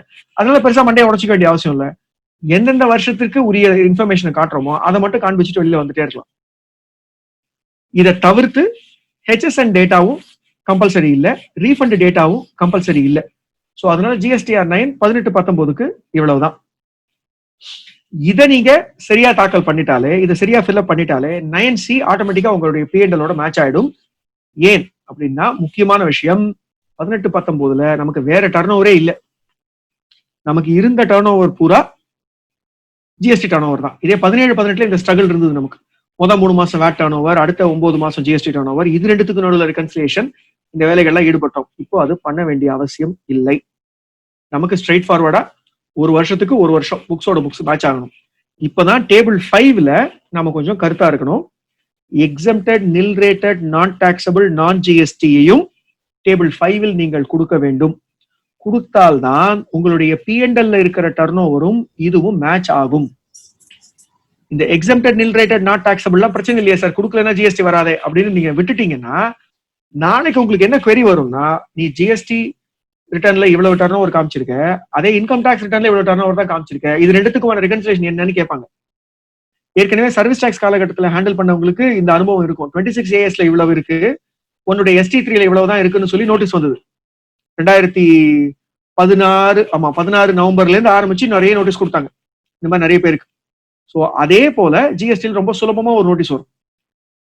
அதனால இதை இப்பவே கண்டுபிடிச்சு மேட்ச் பண்ணிக்கிறதுக்கு பாருங்க, அதுதான் முக்கியம். எப்படி மேட்ச் பண்றதுன்னா அதுதான் சொன்னேன், டாக்ஸ் கட்ட வேண்டிய அவசியம் இல்லாத டர்ன் ஓவராக இருந்தாலும் அதை டேபிள் 5ல காண்பிச்சு மேட்சுக்கு எப்படி கொண்டு வர முடியும் அப்படிங்கிறத பாருங்க. சார் அது கண்டிப்பா மேட்ச் ஆகுமா P&L-ஓடனா? ஆகாம இருக்கிறதுக்கு சில வாய்ப்புகள் இருக்கு. எப்படின்னு சொல்லிடுறேன். ஒரு கேபிட்டல் குட்ஸை விற்கிறீங்க, வித்ததுக்கு நீங்க ஜிஎஸ்டி போடுவீங்க. ஆனா உங்க P&L இன்கம் டாக்ஸ்ல போய் பாத்தீங்க அப்படின்னா நம்ம இன்கம் டாக்ஸ்ல என்ன பண்ணுவோம்னா அதுக்கான ப்ராஃபிட் ஆர் லாஸை ரெகக்னைஸே பண்ணிருக்க மாட்டோம். ஏன்னா அந்த பிளாக்ல இருக்கிற எல்லாத்தையும் வித்திருக்க மாட்டோம், ஒரு அசட்டை தான் எடுத்து வித்திருப்போம். ஸோ அப்படி இருக்கும்போது நாம அதை எங்கேயும் காட்ட மாட்டோம். ஸோ இது மாதிரி விஷயங்கள்னால மாற்றங்கள் வர வாய்ப்பு இருக்கு. இல்ல சார் இது ஒரு கம்பெனி, நாங்க அதை வந்து ப்ராஃபிட் கம்பெனி அக்கௌண்ட்ஸ்ல காட்டுவோம் அப்படின்னீங்கன்னாலும் நீங்க ப்ராஃபிட்டை மட்டும் தானே காட்டுவீங்க P&L-ல. பட் ஜிஎஸ்டி படி டர்ன் ஓவர் எதுவா இருக்கும்? நீங்க வித்த விலையே டர்ன் ஓவரா இருக்கும். 1 லட்சம் ரூபாய்க்கு விற்கிறீங்க செகண்ட் ஹேண்ட் அசட்டை, ப்ராஃபிட் 5000 ரூபானா நீங்க 5000 ரூபா தானே P&L காமிச்சிருப்பீங்க. ஆனா ஜிஎஸ்டி படி டர்ன் ஓவர் அந்த 1 லட்சமும் இல்ல வந்து நிற்கும். ஸோ இது மாதிரி விஷயங்கள் டிஃபரன்ஸை உண்டு பண்ண வாய்ப்பு இருக்கு. அதுக்குதான் 9C ரெகன்சிலியேஷன். ஸோ 9 மட்டும் பாக்குற பட்சத்துல நீங்க இந்த டர்ன் ஓவரை மேக்சிமம் மேட்ச் பண்ணி இந்த மாதிரி எக்ஸப்ஷன் சிச்சுவேஷன்ஸை மட்டும் விட்டுட்டு பாக்கி எல்லாத்தையும் மேட்ச் பண்ணி கொண்டு வருவதுதான் சரி அப்படிங்கிறது என்னோட வியூ. ஸோ 9 பத்தின விஷயங்கள் இதுதான் நான் சொல்லணும்னு நினைச்சேன். இதை இப்போ சொல்லிட்டேன். இதுக்கப்புறம் உங்களுடைய கேள்விகள் ஏதாவது இருந்தா எடுத்துட்டு அதுக்கு பிறகு இந்த கோவிட் சிச்சுவேஷனுக்கு அப்புறம் இருக்கக்கூடிய விஷயங்களை பத்தி நாம பார்க்கலாம். சொல்லுங்க சார். சார் இப்போ ஃபினான்ஷியல் இயர் 17-18ல ஃபார்ம் 9 ஃபைல் பண்ணல சார், 9C ஃபைல் பண்ணலைங்க நான். ஹலோ, 9ம் பண்ணல 9Cயும் பண்ணல. இல்ல சார் 9 பண்ணிட்டேன் சார், 9 பண்ணாம இருக்கேன். புரியல சார். 9 சார்ஜஸ் அப்ளிகபிள் ஆகுங்களா? என்ன சொல்ல வரீங்கன்னா 9 பண்ணல? ஆமா, ஃபினான்ஷியல் இயர் 17-18 9 பண்ணிட்டேங்க சார். ஓ, 9C பண்ணாம இருக்கேன். Okay okay. ஆக்சுவலா பார்த்தா சொல்லுங்க. அப்படி நான் ஃபைல் பண்றப்போ அதாவது சார்ஜஸ் ஏதாவது வருங்களா? 9C-க்கு லேட் ஃபீஸ்னு கிடையாது சார். Okay sir, okay. ஆனா செக்ஷன் 125 படி டிபார்ட்மெண்ட் ஆபீசர் நினைச்சா 10,000 ரூபாய் பெனால்டி போடலாம் உங்களுக்கு மேக்ஸிமம். ஏன்னா இது வந்து எனி அதர் அஃபென்ஸ்ல வரும். Okay sir. வேற எங்கேயுமே இதுக்கு குறிப்பிடப்படல இவ்வளவுதான் பெனால்டி அப்படின்னு சொல்லி. நீங்க ஏன் இவ்வளவு லேட்டா பண்ணீங்க அப்படின்னு ஒரு நோட்டீஸ் கொடுத்து 5,000 ரூபாய் சிஜிஎஸ்டி, 5,000 ரூபாய் எஸ்ஜிஎஸ்டி, 10,000 ரூபாய் பெனால்டி போட வாய்ப்பு இருக்கு. அவங்க ரைட்ஸ் இருக்கு இல்லைங்க சார் ஆபீசர். ஆமா. இதுல என்ன காமெடினா அவங்களா கண்டுபிடிச்சிட்டாங்கன்னு வைங்க, கண்டிப்பா போடுவாங்க. சரிங்க சார். இப்போ அப்படி இல்ல, நீங்க ஃபைல் பண்றீங்க, இப்போ இந்த சிச்சுவேஷன் வந்ததுனால 17, 18 ஒன்னும் அவங்க தீவிரமா ஆடிட்டுக்கு எல்லாம் வரல, ஸ்க்ரூட்டினைஸ் எல்லாம் பண்ணலன்னு வைங்களேன், கடலை கரைச்ச பெருங்காயமா போயிடும். Okay okay. ஆனா கண்டுபிடிச்சால் கண்டிப்பா உண்டு. 10,000 மேக்ஸிமம் 10,000 பே பண்ண லைபிலிட்டி. மேக்ஸிமம் 10,000 அவங்களால போட முடியும் சார்.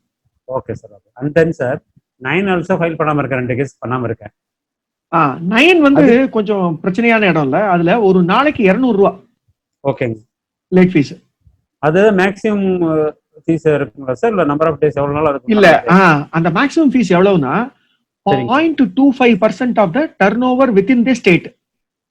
ஓகே. இப்ப இந்த ஸ்டேட்ல நீங்க என்ன டர்ன் ஓவர் பண்ணிருக்கீங்களோ, இதுல காமெடி என்னன்னா டர்ன் ஓவர் வித் இந்த ஸ்டேட் தான் சொல்லிருக்கானே தவிர டாக்ஸபிள் சப்ளை வித் இந்த ஸ்டேட்னு சொல்லல. ஓகே ஓகேங்க சார். சோ இப்ப என்ன ஆயிடுது, இந்த ஸ்டேட்ல இருக்கக்கூடிய ஜிஎஸ்டி ரெஜிஸ்ட்ரேஷன்ல இருந்து ஜிஎஸ்டி போட்ட இன்வாய்ஸஸையும் கணக்குல எடுத்துக்கணும், ஜிஎஸ்டி போடாத எக்ஸம்ப்டட் குட்ஸ் இருக்கும் இல்லையா, ஆமாங்க சார், நாட் டாக்ஸபிள் இருக்கும் இல்லையா, அதுவும் டர்ன் ஓவர்ல சேரும். ஓகே, அக்கம்ப்ளீட் ஆயிடுங்க. ஏன்னா நம்மளுடைய டெஃபினிஷன் படி பார்த்தா அக்ரிகேட் டர்ன் ஓவர் எனப்படுவது நான் டாக்ஸபிள் எக்ஸம்ப்டடையும் உட்பட்டது தானே. Okay sir. சோ அவன் டாக்ஸபிள் சப்ளைன்னு சொல்லல, 0.25% ஆஃப் த டாக்ஸபிள் சப்ளைன்னு சொல்லல, 0.25% of the turnover with இந்த ஸ்டேட்டுங்கிறான். அதுதான் கொஞ்சம் பெயின் பாயிண்டா இருக்கும். அப்ப என்ன ஆயிடும், இப்போ ஒரு உதாரணத்துக்கு உங்களுக்கு 1 கோடின்னு வச்சுக்கோங்க. ஓகே. 0.25% 25,000 ரூபாய் ஆயிடுது. ஆமாங்க. இதே நம்ம கண்டிப்பா 1 கோடிக்கு இவ்வளவு இது அவசரப்பட போறது இல்ல, ஏன்னா 9C இருக்குன்னு சொல்றீங்க. அப்ப கண்டிப்பா வந்து ஒரு 5 கோடி இருக்குன்னு வைங்க. ஓகே. உங்களுக்கு 1,25,000 ரூபாய் ஆயிடுமே. ஆமாங்க சார், ஆமாங்க. அதுதான் நீங்க கொஞ்சம் பாத்துக்கணும். ஓகே. ஏதாச்சும் வெயிட் பண்ணலாங்களா சார், ஃபைல் பண்ணி இல்ல, அதாவது 9C ஃபார் 17-18 டிபார்ட்மெண்ட்டை பொறுத்த வரைக்கும் இதுக்கப்புறம் அதுக்கு எந்த விதமான லீனியன்ஸையும் காட்ட மாட்டாங்க. ஓ ரைட். உங்களுக்கு அது டேட்டா இருக்கு, முடிஞ்சு போச்சு அப்படின்னா ஃபைல் பண்ணி விட்டுடுங்க. ஃபைல் பண்ணி விட்டு லேட் ஃபீ பே பண்ணிடணும். ஆமா, நீங்க 9 ஃபைல் பண்ணும்போது அது வந்து அந்த லேட் ஃபீஸ் ஜெனரேட் பண்ணிடும். அது பண்ணாம உங்களால பண்ண முடியாது. ஆமா ஆமாங்க சார். 9C பொறுத்த வரைக்கும் நீங்க எதுவும் பே பண்ண வேண்டாம். ஓகேங்க. ஃபைல் பண்ணி விட்டுடுங்க. ஆபீசர் நாளைக்கு கண்டுபிடிச்சு நோட்டீஸ் கொடுத்தா பாத்துக்கலாம், அப்புறம் பே பண்ணிக்கலாம். ஆனா இப்ப 9 கம்பல்சரி ஃபீஸ் அதே ஜெனரேட் ஆயிடும் இல்லீங்களா சார்? ஆமா, சிஸ்டமே அதை கால்குலேட் பண்ணிடும். ஓகே. அதுக்குதான் சரிங்க சார், அதுக்குதான் நாங்க சிஏ இன்ஸ்டிடியூட்ல இருந்து ஒரு ரிக்வெஸ்ட் கேட்டிருந்தோம். அது இன்னும் கவர்மெண்ட் சொல்லல. அது என்னன்னா, மார்ச் 24 இருந்து ஜூன் 30 வரைக்கும் நீங்க எல்லாத்தையும் தள்ளி வச்சீங்க இல்லையா? ஆமாங்க ஆமாங்க. அது போல இந்த 9C ஆஃப் 2017-18க்கும் இந்த பீரியடுக்கு லேட் ஃபீஸ் போடக்கூடாது. Okay, very good sir, very good, super sir. அப்படின்னு கேட்டோம், ஆனா பதில் எதுவும் வரல. கேக்குறது நம்ம வேலை, கேட்டுட்டோம். நாங்க என்ன சொல்றோம், நாலேஜ் கொண்டு போகணும்ல சார் நம்ம. கரெக்ட், நம்ம ஊதுற சங்க ஊதிட்டோம், வந்ததுன்னா போவாங்க. அந்த பிஃபோர் பீரியடுக்கு அப்ளை பண்ணிக்கங்க, இந்த பீரியடுக்கு வேண்டாங்கன்னு சொல்லி. கரெக்ட். ஏன்னா February 7 தான் முடிஞ்சது இல்லையா? ஆமாங்க ஆமா. February 7ல இருந்து மார்ச் 24 தான் ஒரு கிட்டத்தட்ட 1 மாசமும் 17 நாளும் ஆகுது. ஆமாங்க ஆமாங்க. இதுக்கான 200 ரூபாய் பர் டே போட்டுக்கோங்க, 47 நாளைக்கு 200 ரூபாய் பர் டே. பட் அதுக்கு பிறகு ஜூன் 30 வரைக்கும் போடாதீங்கன்னு கேட்டுக்கிட்டோம். ஆனா அவங்க அதுக்கு எந்த விதமான நோட்டிபிகேஷனும் கொடுக்கல. இந்த மீட்டிங் இருக்குன்னு அதுல எதிர்பார்க்கலாங்களாங்க சார்? இந்த மீட்டிங்ல என்ன வரும்னே தெரியல சார். அதுல நடுவுல வேற ஒரு என்ன லேட் ஃபீஸ் எல்லாம் வெயிட் பண்ண போறாங்க, பழைய ரிட்டர்னுக்கெல்லாம். மீட்டிங் எப்படி சார் பண்ணிக்கிறது? ஆல்ரெடி பே பண்ணது கேஷ் லெஜர்ல வந்து அதெல்லாம் கிடையாது. இப்படிதானே சார் பண்ணினாங்க டிசம்பர் 2018ல. இந்த வரைக்கும் ஃபைல் பண்ணாதவங்க எல்லாரும் ஃபைல் பண்ணுங்கன்னு சொல்லி ஓபன் பண்ணி விட்டாங்க. லேட் ஃபீஸ் கட்டினவங்களுக்கு எல்லாம் திருப்பி கொடுக்கலையே. கொடுக்கல. சோ அதே மாதிரி தான் இப்பவும் பண்ண போறாங்க, அதே மாதிரி தான் இப்பவும் பண்ணுவாங்க. நமக்கு அந்த எதிர்பார்ப்பெல்லாம் வேண்டாம். சார் வணக்கம் சார். வணக்கம் சார். வணக்கம் சார். சார் இப்போ ஒரு கிளைண்ட்டுக்கு பாத்தீங்கன்னா சார், இப்போ 18-19ல வந்து எக்ஸ்போர்ட் பண்ணிருக்காங்க சார். ஆனா எல்யூடி வந்து வாங்காம விட்டாங்க. அது வந்து அந்த இயர் எண்டுல வந்து மார்ச் 31ல வந்து எல்யூடி அப்ளை பண்ணிட்டாங்க சார். அது வந்து கவர் ஆகுமா சார் அந்த இயருக்கு? இப்போ ஓகே, நீங்க வந்து சர்க்குலர் நம்பர் 37 2018 மார்ச் மாசத்துல கொடுத்தாங்க. அந்த சர்க்குலரை எடுத்துக்கோங்க கையில, அத பாருங்க. அந்த சர்க்குலர்ல என்ன சொல்லப்பட்டிருக்குன்னா, இது மாதிரி எல்யூடி நீங்க நேரத்துல தாக்கல் பண்ணல அப்படின்னா உங்க கமிஷனருக்கு நீங்க எவ்வளவு டிலே பண்ணினீங்களோ அந்த டிலேவை கண்டோன் பண்றதுக்கான ரைட்ஸ் இருக்கு அப்படின்னு சொல்லியிருக்காங்க. Okay okay sir. அப்ப நீங்க என்ன பண்ணணும் அப்படின்னு பாத்தீங்கன்னா உங்க கமிஷனருக்கு ஒரு லெட்டர் கொடுக்கணும். அதாவது ஐயா இந்த வருஷத்துக்கு இந்த எல்யூடிய நாங்க எக்ஸ்போர்ட் பண்ணிட்டோம், எல்யூடி எடுக்காம விட்டுட்டோம், எல்யூடிய பிற்பாடுதான் எடுத்திருக்கோம், தயவு செஞ்சு இந்த டிலேவை கண்டோன் பண்ணுங்க அப்படின்னு நீங்க கேட்கலாம். இந்த லெட்டரை கொடுத்துட்டீங்கன்னு வைங்களேன், இது ஒரு safer side. Okay sir. Okay okay. நான் லெட்டர் கொடுத்துட்டேன் சார், அதுக்கு நான் எக்ஸ்போர்ட்டும் பண்ணிட்டேன், எக்ஸ்போர்ட்டுக்கான ப்ராசீட்ஸ் எல்லாமே ரிசீவ் பண்ணிட்டேன் அப்படின்னு சொல்லி நாம பிற்பாடு பேச முடியும். Okay okay. லெட்டர் கொடுக்கலன்னு வைங்களேன், அன்னைக்கு தேதியில அவங்க கேள்வி கேட்ட அப்புறம் நீங்க போய் லெட்டர் கொடுத்தீங்கன்னா சரி வராது. Yes yes. Okay okay. Circular number 37ல இதுக்கான பவர்ஸ் இருக்கு. ஆக்சுவலா பார்த்தா அந்த சர்க்குலர் கொடுத்தது 17-18க்காக தான். Okay okay sir. ஓகே. ஆனா என்னன்னா அந்த சர்க்குலர்ல இருக்கிற ஒரு ஓட்டை 17-18க்கு மட்டும் தான் சொல்லல. Okay okay sir. Okay. So அத நம்ம இஷ்டப்படி பயன்படுத்திக்கலாமே. Okay okay sir. சரியான அசசியா இருக்கும் பட்சத்தில் அசசி சைட்லயும் வந்து இது ஒரு என்ன சொல்றது பெரிய குற்றம் இல்ல, ஒரு சின்ன தவறு. Okay okay sir. அப்படிங்கும் போது அதை பயன்படுத்திக்கிறது தப்பு இல்லை, பண்ணலாம். Okay sir. Okay okay sir. Sir RCM ஒரே ஒரு கொரி சார். சொல்லுங்க சார். சார் ஃபார் எக்ஸாம்பிள் இப்போ ஆல்ரெடி இப்பதான் வந்து நம்ம ஜிஎஸ்டி 9 ஃபைல் பண்றதுக்காண்டி செக் பண்ணும்போது தான் வந்து தெரிய வருது சார், இந்த மாதிரி வந்து ஆர்சிஎம் நம்ம வந்து கட்டாம விட்டுருக்கோம், ரேட் வந்து 18-19 மாதிரி தெரியுதுன்னு வச்சுக்கோங்க சார். ஸோ இப்போ இன்னைக்கு டேட்ல நம்ம வந்து கட்டுறோம்னா அந்த கட்டுற ஆர்சிஎம் வந்து கிளைம் எடுத்துக்க முடியுமா எடுத்துக்க முடியாதா? இந்த ஆர்சிஎம் வந்து ரிலேட்டட் டு 18-19. சரி சார், முதல்ல இந்த கொஸ்டினுக்கு ஆன்சர் வந்து ஒரே வார்த்தையில சொல்லிடுறேன், லிட்டிகேட்டபிள். கண்டிப்பாக பஞ்சாயத்துக்கு போகும். ஒண்ணு. ரெண்டாவது, அமௌண்ட் என்னங்கறத பொறுத்து உங்க முடிவு எடுங்க. ஓகே. ஐடிசி எடுக்கக்கூடிய அமௌண்ட் சண்டை போடுறதுக்கு ஒர்த்தியான அமௌண்ட்டாக இருந்தால் கண்டிப்பா அதை நீங்க உங்க 3Bலயே காண்பிச்சு ஐடிசி எடுங்க. Okay okay. ஏன்னா ஜிஎஸ்டில இவங்க மறுபடியும் சொல்லக்கூடியது September of the following financial இயருக்குள்ள தான் நீங்க ஐடிசி எடுக்க முடியும்னு சொல்றாங்க இல்லையா? ஆமா சார். அது என்னுடைய சப்ளையர் இன்வாய்ஸ்க்கு தானே. கரெக்ட். இம்போர்ட் இன்வாய்ஸ்க்கு அது கிடையாது. அதாவது உதாரணத்துக்கு bill of entry, bill of என்ட்ரிக்கு டாக்ஸ் நான் தானே கட்டுறேன், அதுக்கு அடுத்த செப்டம்பருங்கிற அந்த ரெஸ்ட்ரிக்ஷன் அப்ளை ஆகாது. செக்ஷன் 16 செக்ஷன் 4 இருக்கிற ரெஸ்ட்ரிக்ஷன் அது போல தானே ஆர்சிஎம்மும். டாக்ஸ் கட்டுறதே நான் தானே. ஒண்ணு. இதை வந்து டிபார்ட்மெண்ட் ஆபீசர் லெவல்ல ஒத்துக்க மாட்டாங்க, பேசிக்கிட்டே இருப்பாங்க. சோ கோர்ட்டுக்கு தான் போக வேண்டியிருக்கும். கோர்ட்டுக்கோ ட்ரைபுனலுக்கோ போகும்போது இதுக்கான ஜெயிக்கிறதுக்கான வாய்ப்புகள் அதிகம். ஏன் அப்படின்னா ரெவென்யூ நியூட்ரலிட்டின்னு சொல்லுவோம். அதாவது கவர்மெண்ட்டுக்கு இதனால ஒரு பைசா இழப்பு கிடையாது. நான் கட்டினதை ஐடிசியா எடுத்துட்டேன். கரெக்ட். இப்போ நான் லேட்டா கட்டினேன் இல்லையா, அதை ஒத்துக்கிறேன். 18-19 கட்ட வேண்டியதை 20-21 தான் கட்டுறேன். Correct sir. இந்த லேட்டுக்கான இன்ட்ரெஸ்ட் நான் கட்டிடுறேன். கவர்மெண்ட்டுக்கு லாஸ் ஆஃப் ரெவென்யூவை நான் காம்பன்சேட் பண்ணிடுறேன். அப்படி இருக்கும்போது நான் ஏன் ஐடிசி எடுக்க கூடாது? ஓகே. இதுதான் வந்து என்னோட வியூ. இந்த அடிப்படையில தான் நான் என் கிளைண்ட்டுக்கு அட்வைஸ் பண்ணிருக்கேன். அமௌண்ட் சின்னதா இருந்தா இந்த வியூ எடுக்க வேண்டாம், இது வியூ தான்னாலும், ஏன்னா இதுக்கு அமௌண்ட் சின்னதா இருக்கும்போது ரிட்டு போடுறதுக்கு 50,000 ரூபாய் சொல்ல வேணும் கண்டிப்பா ஹைகோர்ட்டுக்கு போறதுக்கு. சோ அந்த விஷயத்தை மனசுல வச்சுட்டு நீங்க டெசிஷன் எடுக்கிறது better. Thank you sir. Okay sir, எனக்கு ஒரு கொஸ்டின் இருக்கு சார். சொல்லுங்க சார். இப்போ ஒரு கிளைண்ட் வந்து புது கிளைண்ட் ஏப்ரல் 19 தான் அவர் வந்தாரு. அவர் என்னன்னா 17, 18, 19 2 வருஷத்துக்குமே செஸ் எடுக்கவே இல்லை சார். சிகரெட் பண்றாரு. செஸ் பில் அவர் எடுக்கவே இல்லை 2 வருஷம். ஐடிசி எடுக்காம விட்டாரு சார். அந்த கணக்கு பார்த்தவங்க அந்த ஐடிசி எடுக்கவே இல்லை. இவங்கள 9ல என்ன சார் பண்றது? ஆக்சுவலா 17-18 என்ன பண்ணிருக்கேன்னா, ஒரு சார்ட்ட கேட்டு என்ன பண்ணோம் அப்படின்னா, இதுல சிஜிஎஸ்டி எஜ்எஸ் மட்டும் காமிச்சிட்டு செஸ்ஸை வந்து நாட் அவைலபிள்ல போட்டு விட்டோம். அதான் பண்ணி ஆகணும். நீங்க வந்து எடுக்காதத 9ல எடுக்க முடியாது. Okay sir. சோ அது வந்து கிளியர். ஆனா அமௌண்ட் ஜாஸ்தியாக இருக்கும் பட்சத்தில் அப்போ உங்களுக்கு 17-18க்கு மார்ச் 19 வரைக்கும் டைம் இருந்தது. 18-19க்கு நீங்க சப்சிக்வெண்டா எடுக்கலையா? 18-19குள்ளதான். அதுக்கப்புறம் இப்ப ஏப்ரல் எடுத்துட்டோம் சார் நாங்க. ஏப்ரல் 20 எடுத்துட்டீங்களா? ஏப்ரல் 19ல எடுத்துட்டீங்க. அப்ப பிரச்சனை இல்ல. 18-19 நீங்க காப்பாத்திட்டீங்க. ஆமா சார். 17-18 மட்டும் என்ன பண்ணோம்னா நாட் அவைலபிள்ல போட்டு சிஜிஎஸ்டி எஜ்எஸ்டி எடுத்த மாதிரி கொண்டு வந்துட்டோம். அது ஓகே. நீங்க எடுத்துட்டு காமிச்சிட்டு அப்ப செஸ் பூரா அவர் கையில இருந்து கட்டின மாதிரி இருக்கும். ஓ அந்த லயபிலிட்டி ஃபுல்லா 13 லட்சம்னா 13 லட்சம் அவர் கட்டணுமா சார்? ஆமா, செஸ்ஸுக்கான லயபிலிட்டியை அவர் கையில இருந்து தான் கட்டியிருக்கணும். ஏன்னா அதை வந்து வேற எந்த கிரெடிட் கூட ஆஃப்செட் பண்ண முடியாதுல்ல. ஓ சரிங்க சார். செஸ்ஸுக்கான லயபிலிட்டியை அவர் கையில இருந்து கட்டியிருக்கணும். நீங்க அப்படிதான் டிஸ்க்ளோஸும் பண்ணிருக்கணும். Okay sir, okay sir. ஓகேவா? 9லயே நீங்க அப்படிதான் காண்பிச்சிருக்கணும்.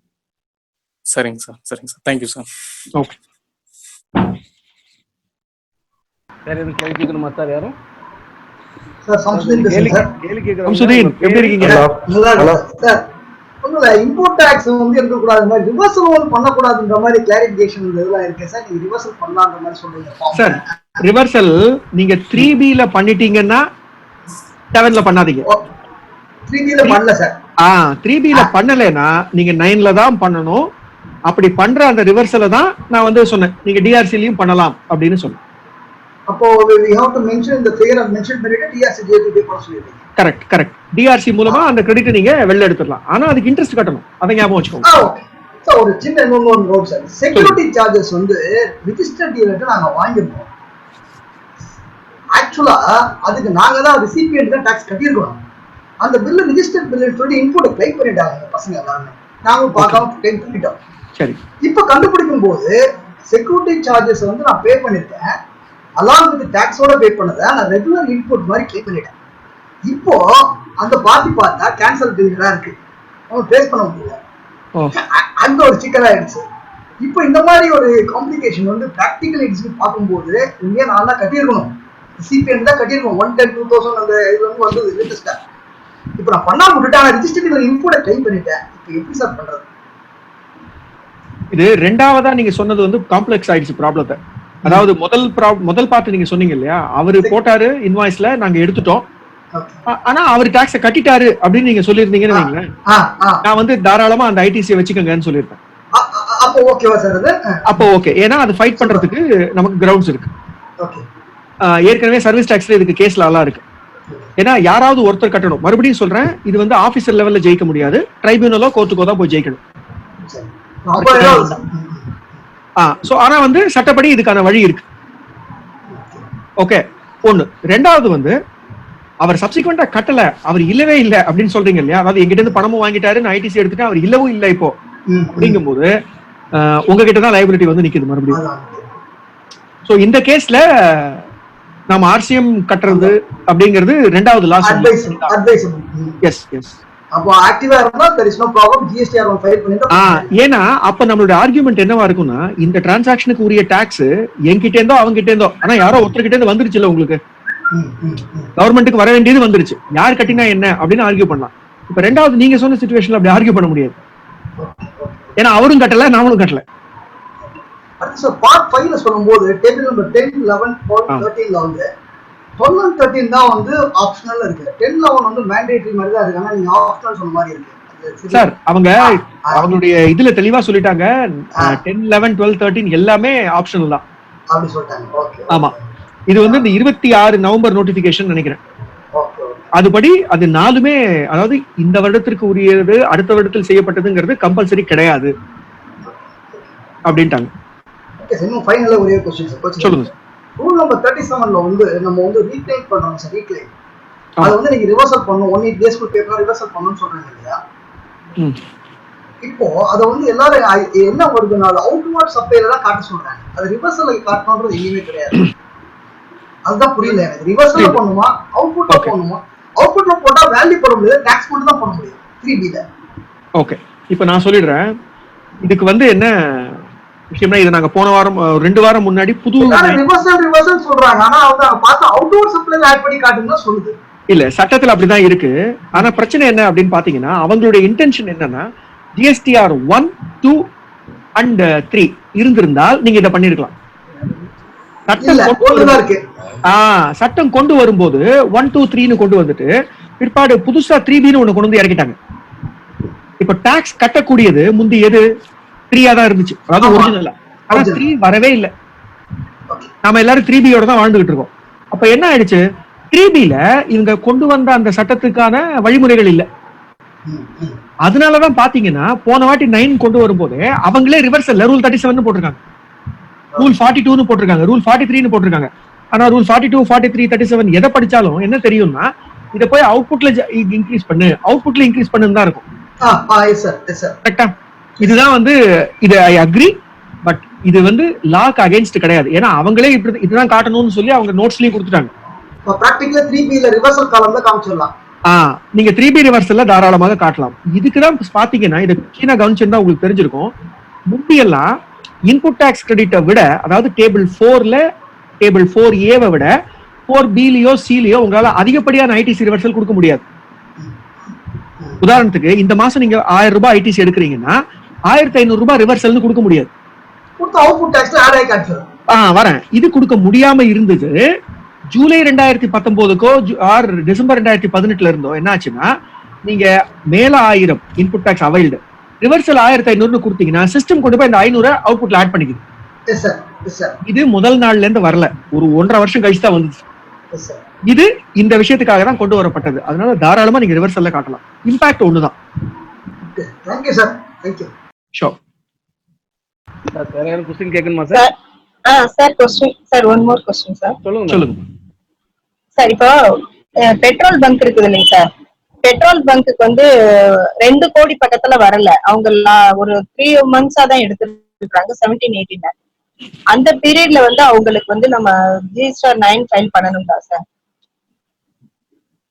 2 கோடிக்கு கீழே இருந்தது. உங்களுடைய இன்கம் டாக்ஸ் ரிட்டர்னும் நீங்க சார் அவங்க இன்கம் டாக்ஸ் ரிட்டர்ன் வந்து அந்த as per GST என்னமோ அதான் ஃபைல் பண்ணிருக்காங்க. அவ்வளவுதான். அப்படி இருக்கிற பட்சத்துல நீங்க 17-18 மறந்துருங்க. உங்களை பொறுத்த வரைக்கும் 17-18 GST முடிந்து விட்டது. சரிங்க சார். 18-19ல இருந்து ஃபைல் பண்ணிக்கோங்க. ஃபைல் பண்ணிக்கலாம். ஓகேங்க சார். Okay sir. அவங்களுக்கு WW கொடுக்கணுமா சார்? அப்போ ஆமா, பெட்ரோல் பங்குக்கு WW உண்டு. எஸ், அது நீங்க தனியா தான் பண்ணணும். ஆமா, தனியா பண்ணணும். Okay sir. Okay sir. Sir அப்புறம் சார் எனக்கு இன்னொரு क्वेश्चन சார். சொல்லுங்க சார். இப்போ ஒரு 18-19ல சார்ட்ல வந்து பாத்தீங்கன்னா ஒரு CGST HGST ஒரு 25,000 கூட இருக்கு சார். அதை என்ன பண்ணிட்டோம் அப்படின்னா 1920 ஆகஸ்ட்ல கூட இருக்கு சொல்லி நம்ம எடுத்துட்டோம். அதுக்கப்புறம் பில் வைஸ் செக் பண்ணும்போது அந்த வேல்யூ வந்து 17-18 அந்த பில்ஸ். இப்போ அந்த அமௌண்ட் நம்ம மேனுவலா ரிவர்ஸ் பண்ணலாமா சார் இந்த வருஷத்துல? 17-18க்கு உரியதா? ஆமா சார். சரி, இப்போ ஒரு கேள்வி கேட்கறேன், குழப்பமா இருந்ததுன்னா விட்டுருங்க. அது 17-18க்கு உரியதுங்கிறத நீங்க சொன்னாதானே தெரியும். அதுல இன்வாய்ஸ் டேட் போட்டிருக்காங்க சார், பழைய இன்வாய்ஸ் டேட் போட்டு. அதை விட்டுடுங்க. சரி, நீங்க என்ன நினைக்கிறீங்கன்னா, நம்ம புக்ஸ்ல ஒரு கிரெடிட் எடுத்திருக்கோம், கரெக்டா? Okay sir. லெட்ஜர்ல இருக்கு. இதே 3Bல ஒரு கிரெடிட் எடுக்கிறோம்ல. ஆமா சார். 3Bல நீங்க ஏப்ரல் 2018ல எடுத்தீங்க இல்லையா கிரெடிட்? ஏப்ரல் 2018 அதுலயே CGST SGSTல 25,000 இருக்கு அப்படின்னு நான் சொன்னா மறுக்க முடியுமா உங்களால? முடியாது சார். அதுக்கு ஏத்த மாதிரி உங்க ரெஜிஸ்டரை எழுதுங்க, அவ்வளவுதான். சரிங்க சார். ஆனா அதுல சின்ன இஷ்யூ என்ன இருக்குன்னா, அதுக்கு ஏத்த மாதிரி பில்ஸ் இல்ல சார். கரெக்ட். அடுத்த கேள்வி நான் என்ன நினைச்சேனோ அதை கேட்டுட்டீங்க, சொல்லி முடிச்சிடுறேன் உங்களுக்கு.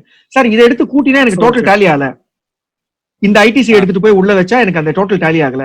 எங்க GST லால சொல்லிருக்கு ஒரு இன்வாய்ஸுக்கு ஒரே மாசத்துல முழுசா கிரெடிட் எடுக்கணும்னு?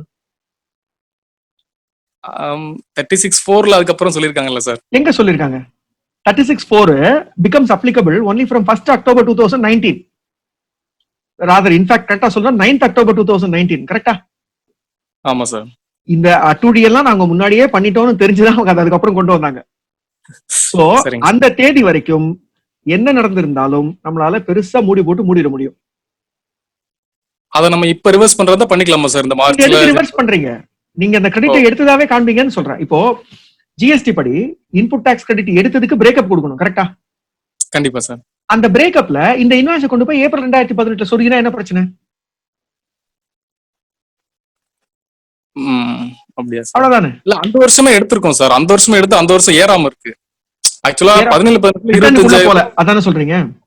25,000 நமக்கு அங்க 25,000 சப்ளையர் ஏத்தாம இருக்காங்க. அத நம்ம கவனிக்கல. இருங்க மறுபடியும் 36/4 வந்து நம்மளுடைய இதுலதான் வருது. அதாவது அக்டோபர் 9th 2019 தான் வருது. அது வரைக்கும் சப்ளையர் ஏத்தலனாலும் நம்ம கிரெடிட் உண்டு. Okay sir. அத பத்தி கவலைப்படாதீங்க, சரியா? சரிங்க சார். இல்ல இப்ப இடையில இப்ப நம்ம ரிவர்ஸ் எல்லாம் இப்ப நம்ம காமிச்சோம்னா அதுக்கு ஏதாவது கணக்கு கொடுக்கணுமா சார்? இப்ப நம்ம 3Bல வந்து ஆமா, நீங்க ரிவர்சல்னு காண்பிச்சா இந்த ரிவர்சல் என்னன்னு கேட்பாங்க, அதுக்கான பிரேக்கப் கொடுக்க வேண்டியிருக்கும். இப்போ நம்ம தவறுதலா 3Bல மேனுவல் ஒர்க்கிங்ல தப்பாயிடுச்சு அதனால ரிவர்ஸ் பண்ணிட்டோம் நம்ம சொல்ல முடியுமா சார்? சொல்லலாம். அதுக்கான கேள்வி அவங்க கேட்டா அதுக்கு பதில் சொல்லணும். ஏற்கனவே டாக்குமெண்ட் பண்ணி வச்சுக்கோங்க, அவ்வளவுதான். Okay sir, thank you sir, thank you. Sir கேள்வி கேட்குறேன், கேளுங்க சார். ஹலோ. சொல்லுங்க சார். சார் ஒண்ணு இல்லைங்க, GST 9ல ஃபைல் பண்றப்போ எந்த ஐடிசி எடுக்காம சப்மிட் கொடுத்து ஃபைல் பண்ணியாச்சுங்க சார். இதுக்கு என்னங்க சார் பண்றது? நம்மகிட்ட பர்ச்சேஸ் பில்ஸ் எல்லாம் இருக்கு, 9C இன்னும் ஃபைலே பண்ணல. ஓகே, ஒரே ஒரு கேள்வி. 3Bல எடுத்த கிரெடிட் அங்க ஆட்டோமேட்டிக்கா வந்திருக்கும். அது பிரிச்சு காமிக்கணும் சார். அது பரவாயில்ல, இன்புட்ல காமிச்சிருக்கணும் தான் அவங்க சொல்றாங்க. சரிங்க சார். நீங்க இன்புட்லயும் காட்டல, அவ்வளவுதானே சொல்றீங்க? ஆமா சார், மைனஸ்ல வந்திருக்குங்க சார் கடைசியில வேல்யூ. ஓகே, அப்போ ஒண்ணே ஒண்ணு பண்ணுங்க, ஒரு லெட்டர் கொடுங்க. ஏன்னா இதை மாத்துறதுக்கான எந்த வழிமுறையும் கிடையாது. இதுக்கான என்ன சொல்றது, அதை நம்ம ரிவைஸ் பண்றதுக்கு ஆப்ஷனே கிடையாது. ஒரு லெட்டர் தெளிவா எழுதி இதுதான் நடந்துருச்சு, இப்படிதான் எங்களுடைய 9 இருந்திருக்க வேண்டும் அப்படின்னு போட்டு ஒரு பிரிண்ட் எடுத்து அதை உங்க லோக்கல் ஜூரிஸ்டிக்ஷன் ஆபீஸ் சப்மிட் பண்ணிடுங்க. ரொம்ப தேங்க்ஸ் சார், ரொம்ப தேங்க்ஸ். ஓகே. ஹலோ. சொல்லுங்க சார். சார் இப்போ வந்து டாக்ஸ் ஆடிட் கேஸ் இருக்கு சார். Tax audit. இந்த டாக்ஸ் ஆடிட்டுக்கு வந்து பாத்தீங்கன்னா பேங்க் கரண்ட் அக்கௌண்ட்ல வந்து பண்ற சார்ஜஸ்க்கு எல்லாமே ஜிஎஸ்டி வந்து பாத்தீங்கன்னா 17-18க்கும் சேர்த்து 18-19க்கும் சேர்த்து மார்ச் மாசத்துல மட்டும்தான் எல்லா பேங்க்குமே வந்து பில் போட்டாங்க சார். 2 இயர்ல ரிஃப்ளெக்ட் ஆச்சு. ஓகேங்களா? இப்ப அது வந்து நாங்க ஐடிசி இது வரைக்கும் எடுக்காம இருக்கோம், அது எடுக்கலாமா சார்? நான் முன்னாடி சொன்னேன் இல்லையா, அவருக்கு அதே லாஜிக்ல எடுக்க முடியும்னா எடுங்க.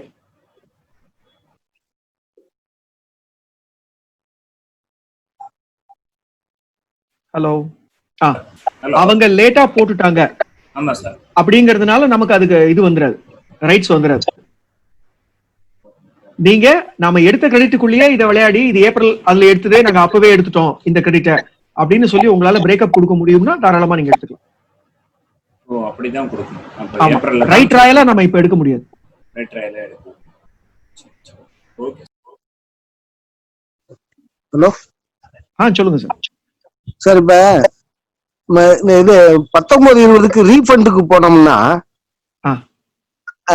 3Bயும் 2Aவும் 2Aவுக்கும் மேட்ச் ஆகுதான்னு பாருங்க அப்படிங்கிறாங்க. அப்படி மேட்ச் ஆகலைன்னா நம்ம கையில ஒரிஜினல் இன்வாய்ஸ் இருந்த இன்வாய்ஸ்க்கு நம்ம ஐடிசி எடுத்திருக்கோம். ஹலோ, என்ன கேக்குது சார்? சொல்லுங்க. நம்ம ஒரிஜினல் இன்வாய்ஸ் இருந்த இதுக்கு வந்து நம்ம ஐடிசி எடுத்திருக்கோம்.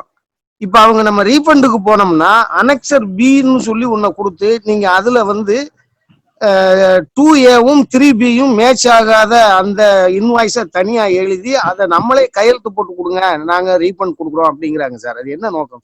ஒரு நிமிஷம், இது வந்து மார்ச்சுக்கு முன்னாடி அப்ளை பண்ணிருப்பீங்க, அப்ப பண்ணது தானே இது? இல்ல சார், இப்ப சமயம் ஒரு 1 வீக் முன்னாடி. 1 வீக் முன்னாடி ஆக்சுவலா 1 வீக்குக்கு முன்னாடி, அதாவது திருப்பி அந்த மார்ச் 24 வந்த நோட்டிபிகேஷனோட இம்பாக்ட் தான் இது. அதுல என்ன சொல்லிட்டாங்கன்னா 2Aல மேட்ச் ஆனதுக்கு மட்டும்தான் உங்களுக்கு ரீஃபண்ட்னு சொல்லிட்டாங்க. சோ இது வந்து இதுவும் பெரிய ரெஸ்ட்ரிக்டிவ்னு சொல்லி நாங்க சிஏ இன்ஸ்டிடியூட்ல இருந்து ரெக்கமெண்டேஷன் கேட்டிருக்கோம் கவர்மெண்ட் கிட்ட. ஏன்னா நீங்க அக்டோபர் 2019 இருந்து தான் 2A மேட்சிங் இருக்குன்னு சொல்லிருக்கீங்க.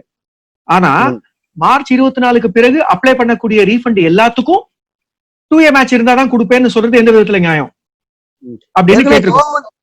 கோர்ட் ஒரு ஆர்டர் ஒண்ணு இருக்கு சார், இந்த மாதிரி ஒரிஜினல் இன்வாய்ஸ் இவங்க கையில இருந்தா நீ இன்புட் அலோவ் பண்ணு, அதை வந்து கண்டுபிடிக்க வேண்டியது ஓ வேலை அப்படின்னு சொல்லி ஒரு ஜட்ஜ்மெண்டே இருக்கு சார். ஆமா, ஆனா அது என்னன்னா அது அகமதாபாத்ல கொடுத்த ஜட்ஜ்மெண்ட், அது வந்து குஜராத்துக்கு தான் அப்ளிகபிள், நமக்கு கிடையாது. சோ டிபார்ட்மெண்ட் என்ன பண்ணிட்டாங்க, ப்ராம்ப்டா அதுக்கு அகைன்ஸ்டா சுப்ரீம் கோர்ட்ல அவங்க இது ஃபைல் பண்ணிட்டாங்க, அப்பீல். அதனால அதை நாம எடுத்துக்க முடியாது. ஆனா நமக்கும் அந்த லாஜிக் அப்ளை ஆகும், ஒத்துக்கிறேன். பட் ஐடிசி எடுக்கிற விஷயம் வேற, ஐடிசியை ரீஃபண்டா கேட்கறது வேற. நீங்க எடுத்துக்கிட்டு நாளைக்கு டிபார்ட்மெண்ட் வந்து ஆடிட்ல கண்டுபிடிச்சு கேள்வி கேட்கும் போது நம்ம சண்டை போடலாம். நீங்க ரீஃபண்ட் போய் கேட்கும்போது கேட்கிற ஆள் நாமளா ஆயிடுறோம். சோ டிபார்ட்மெண்ட் என்ன சொல்லுவான், சார் எங்களுக்கு சர்க்குலர்ல இவ்வளவுதான் சார் சொல்லியிருக்கு, சர்க்குலர் நம்பர் 135, அந்த சர்க்குலர் பாருங்க, 125 நவம்பர்ல கொடுக்கப்பட்டது. அதன்படி நீங்க வந்து எதெல்லாம் 2A வரலையோ அதுக்கான பிசிக்கல் காப்பி எங்களுக்கு கொடுத்தாலும் நாங்க உங்களுக்கு ஐடிசி கொடுப்போம், ரீஃபண்ட் கொடுப்போம்னு சொன்னாங்க. சர்க்குலர் 135 மார்ச் மாசம் கொடுக்கப்பட்டது, மார்ச் 2020. அதுபடி 2A இருந்தால் மட்டுமே தான் ஐடிசி ரீஃபண்ட் அப்படின்னு சொல்லிட்டாங்க. நீங்க இப்போ 9 தான் நம்ம பேசுறோம், ரீஃபண்ட் இல்லைங்கிறதால இதை சொல்லல. இதுல இன்னொரு ரெஸ்ட்ரிக்ஷனும் கொண்டு வந்திருக்காங்க. HSN நம்பர் மேண்டேட்டரிங்கிறாங்க. எதுக்கு? இன்புட்டுக்கு. இப்ப புதுசா ரீஃபண்ட் அப்ளை பண்ணணும் அப்படின்னு யாராவது நினைச்சீங்கன்னா புது ரீஃபண்ட் அப்ளிகேஷன்ல HSN மேண்டேட்டரி, இன்புட்டுக்கே நீங்க அதை கொடுத்தாதான் ரீஃபண்ட் அப்ளை பண்ண முடியும். இது வந்து புதுசா முளைச்சிருக்கிற பிரச்சனைகள். நான் அதனால தான் கேட்டேன், நீங்க மார்ச்சுக்கு முந்தி சொல்றீங்களா அப்புறமா? மார்ச்சுக்கு பிறகுனா உங்களுக்கு இந்த பிரச்சனையும் உள்ள வந்திருக்கணும். நான் 1 வீக் முன்னாடி தான் கொடுத்தேன். அதான் மார்ச்சுக்கு பிறகு இருக்கிற அப்ளிகேஷன்ல இதெல்லாம் புதுசா வந்திருக்கிற mandatory condition sir. Okay sir, okay sir, okay sir. Thank you sir, thank you sir.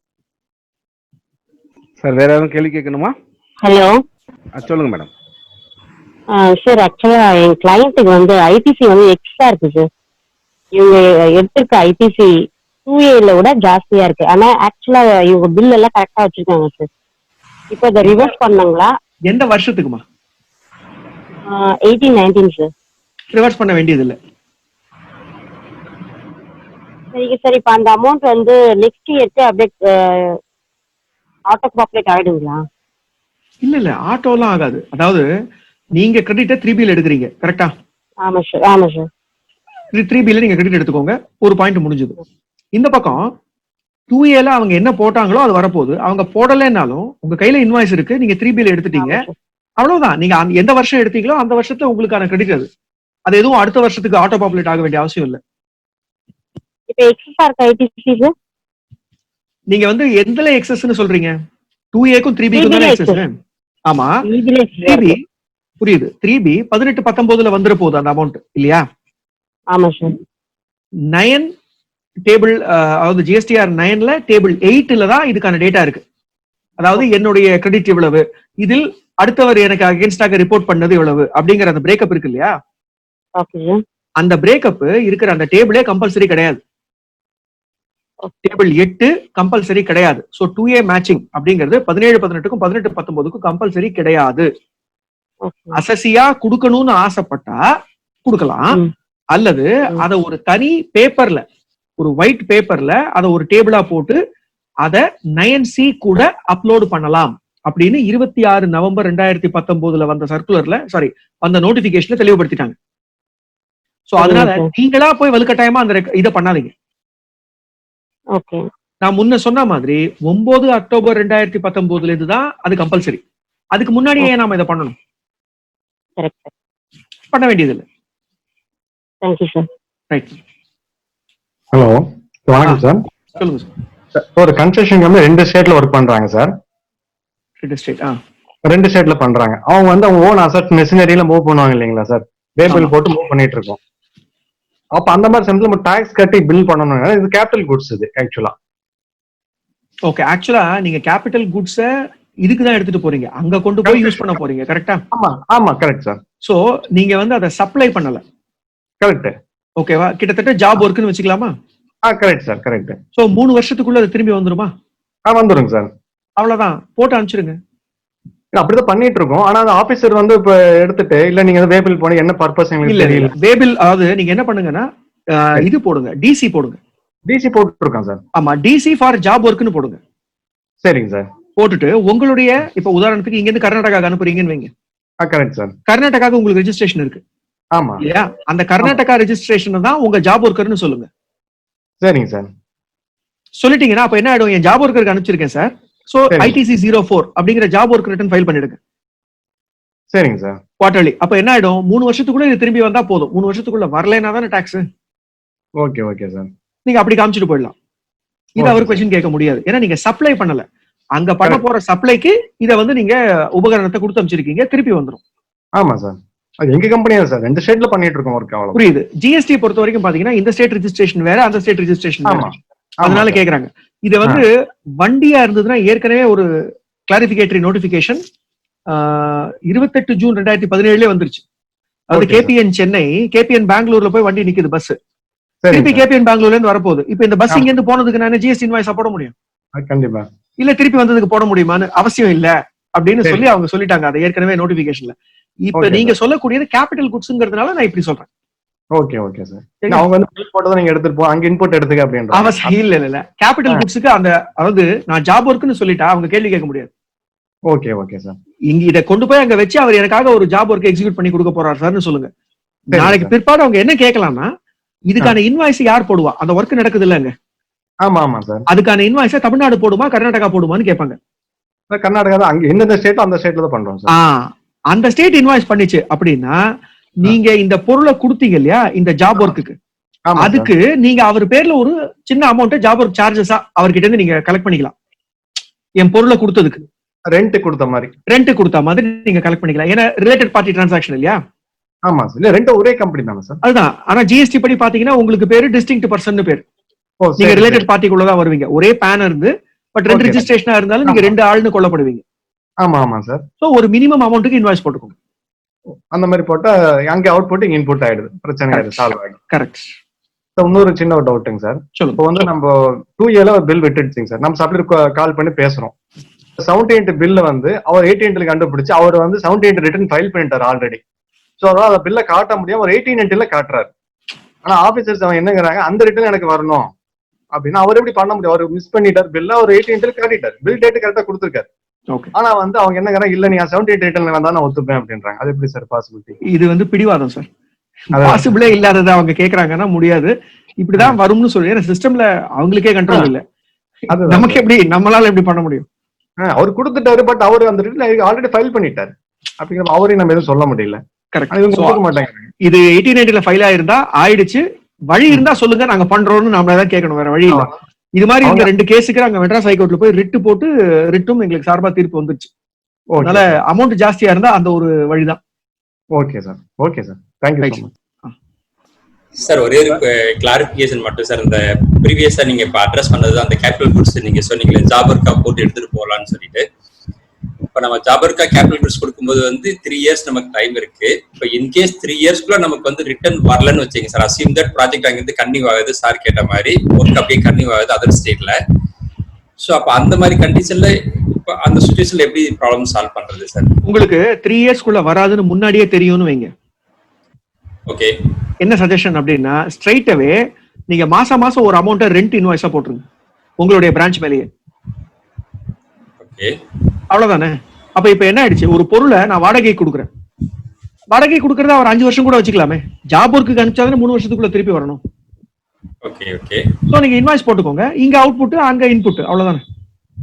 Okay. So அந்த மாதிரி அனுப்பும்போது வந்து அப்ப இவே பில் வந்து டிசி போடணுமா இல்ல என்ன போடணும் சார்? டிசி தான் போடணும். இந்த கேஸ்ல என்ன போடுவீங்கன்னா DC for other than supply அப்படின்னு போடணும்.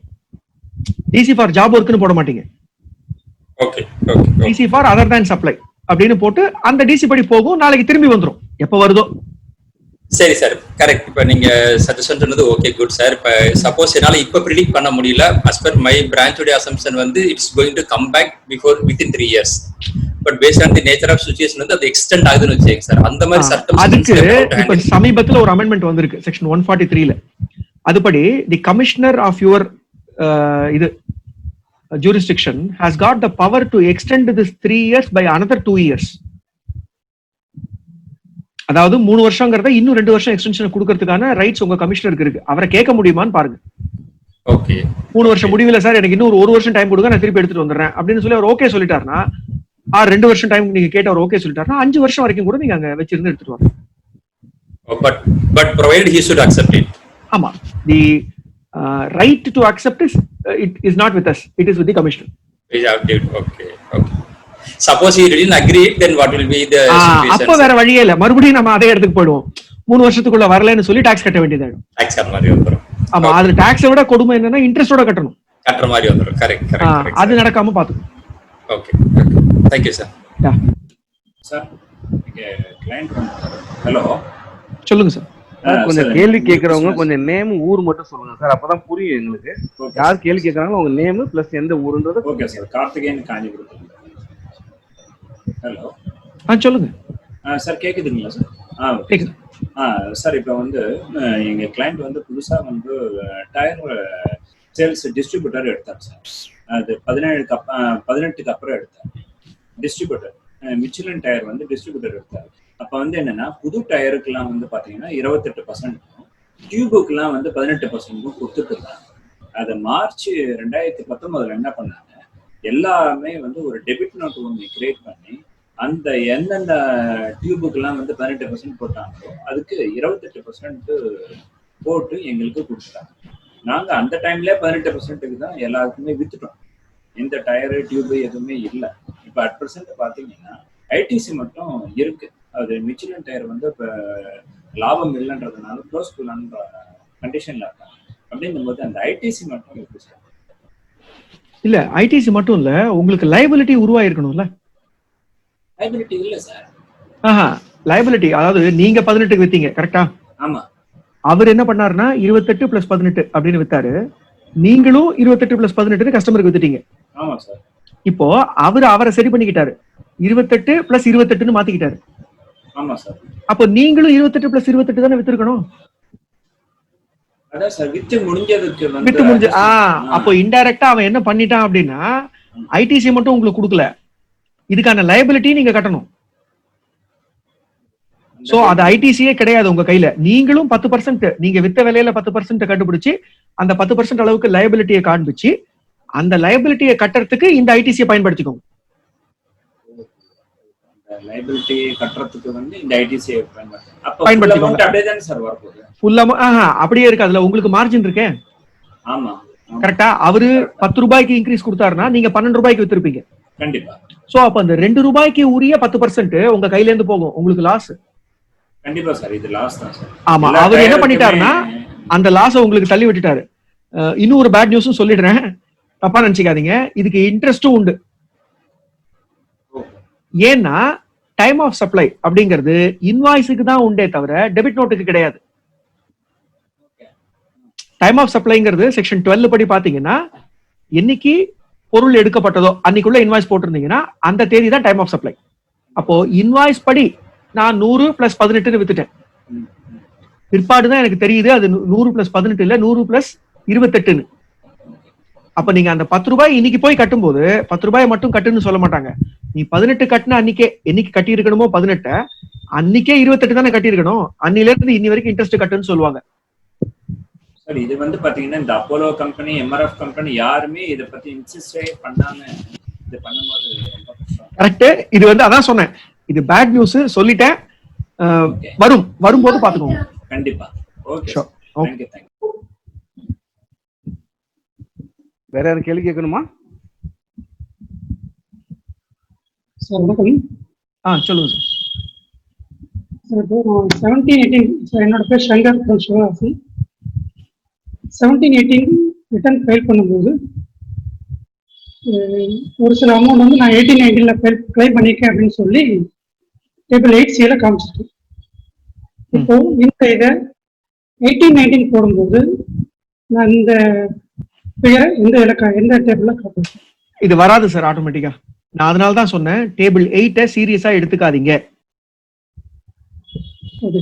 சிஸ்டம் வந்து ஆட்டோமேட்டிக்கா கொண்டு வந்து போன வருஷத்துக்கு உரிய, அதாவது 2Aல 17-18 வந்துருச்சு, ஆனா 3Bல 18-19 தான் வந்திருக்கு. கரெக்டா?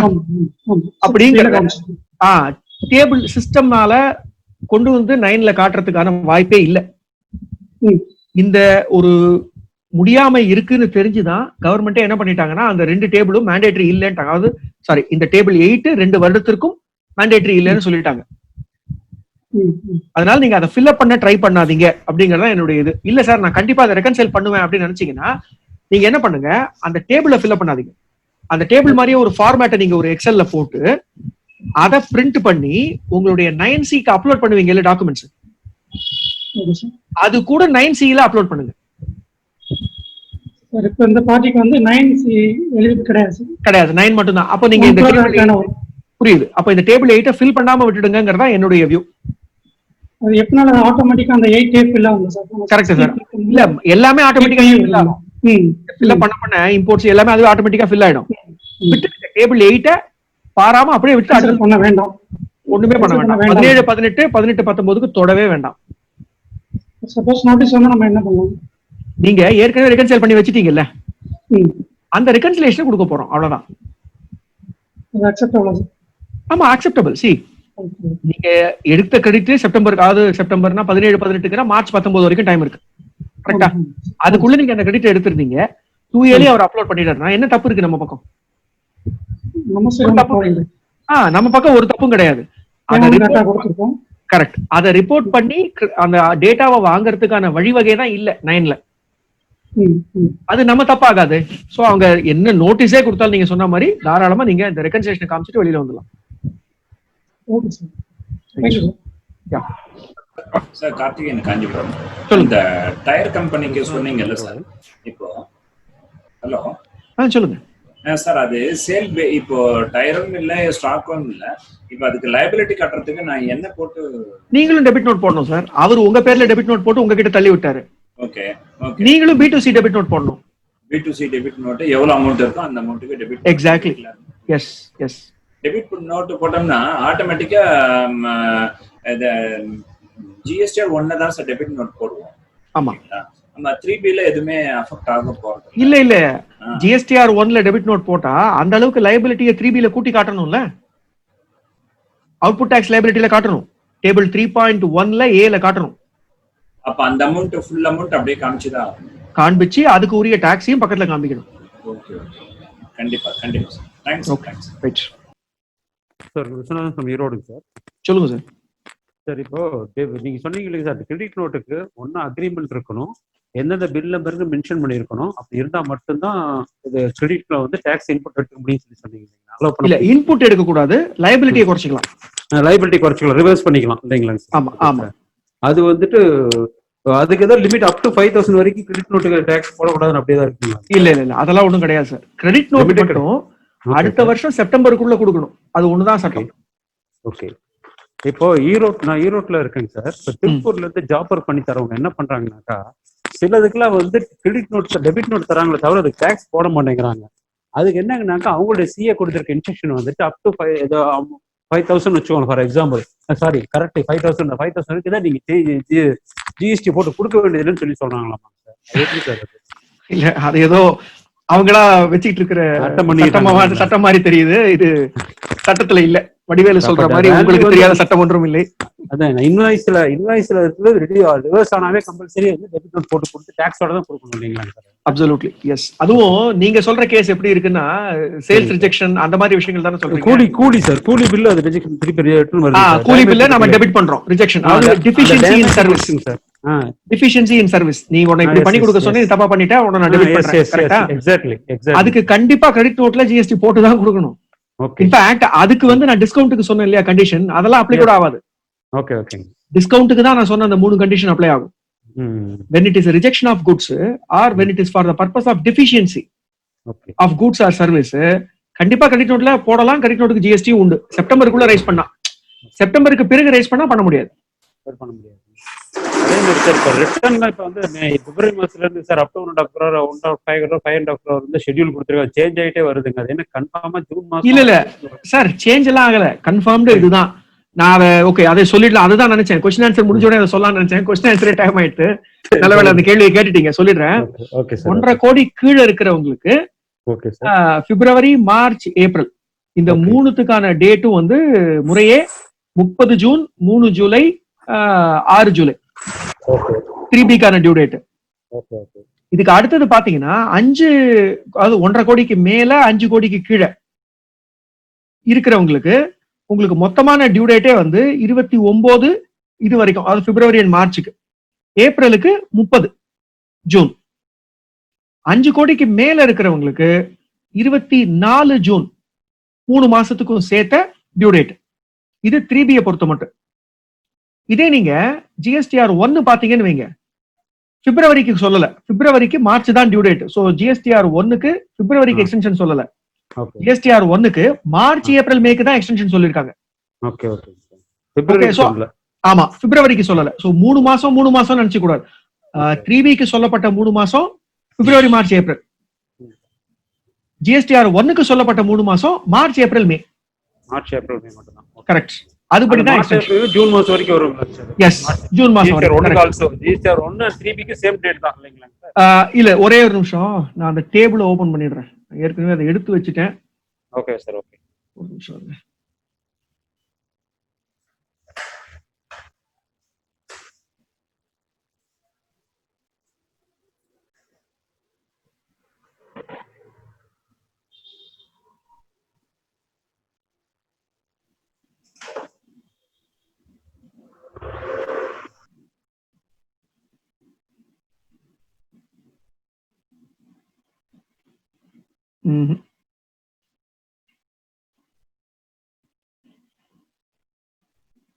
சாரி, கிடைக்கல.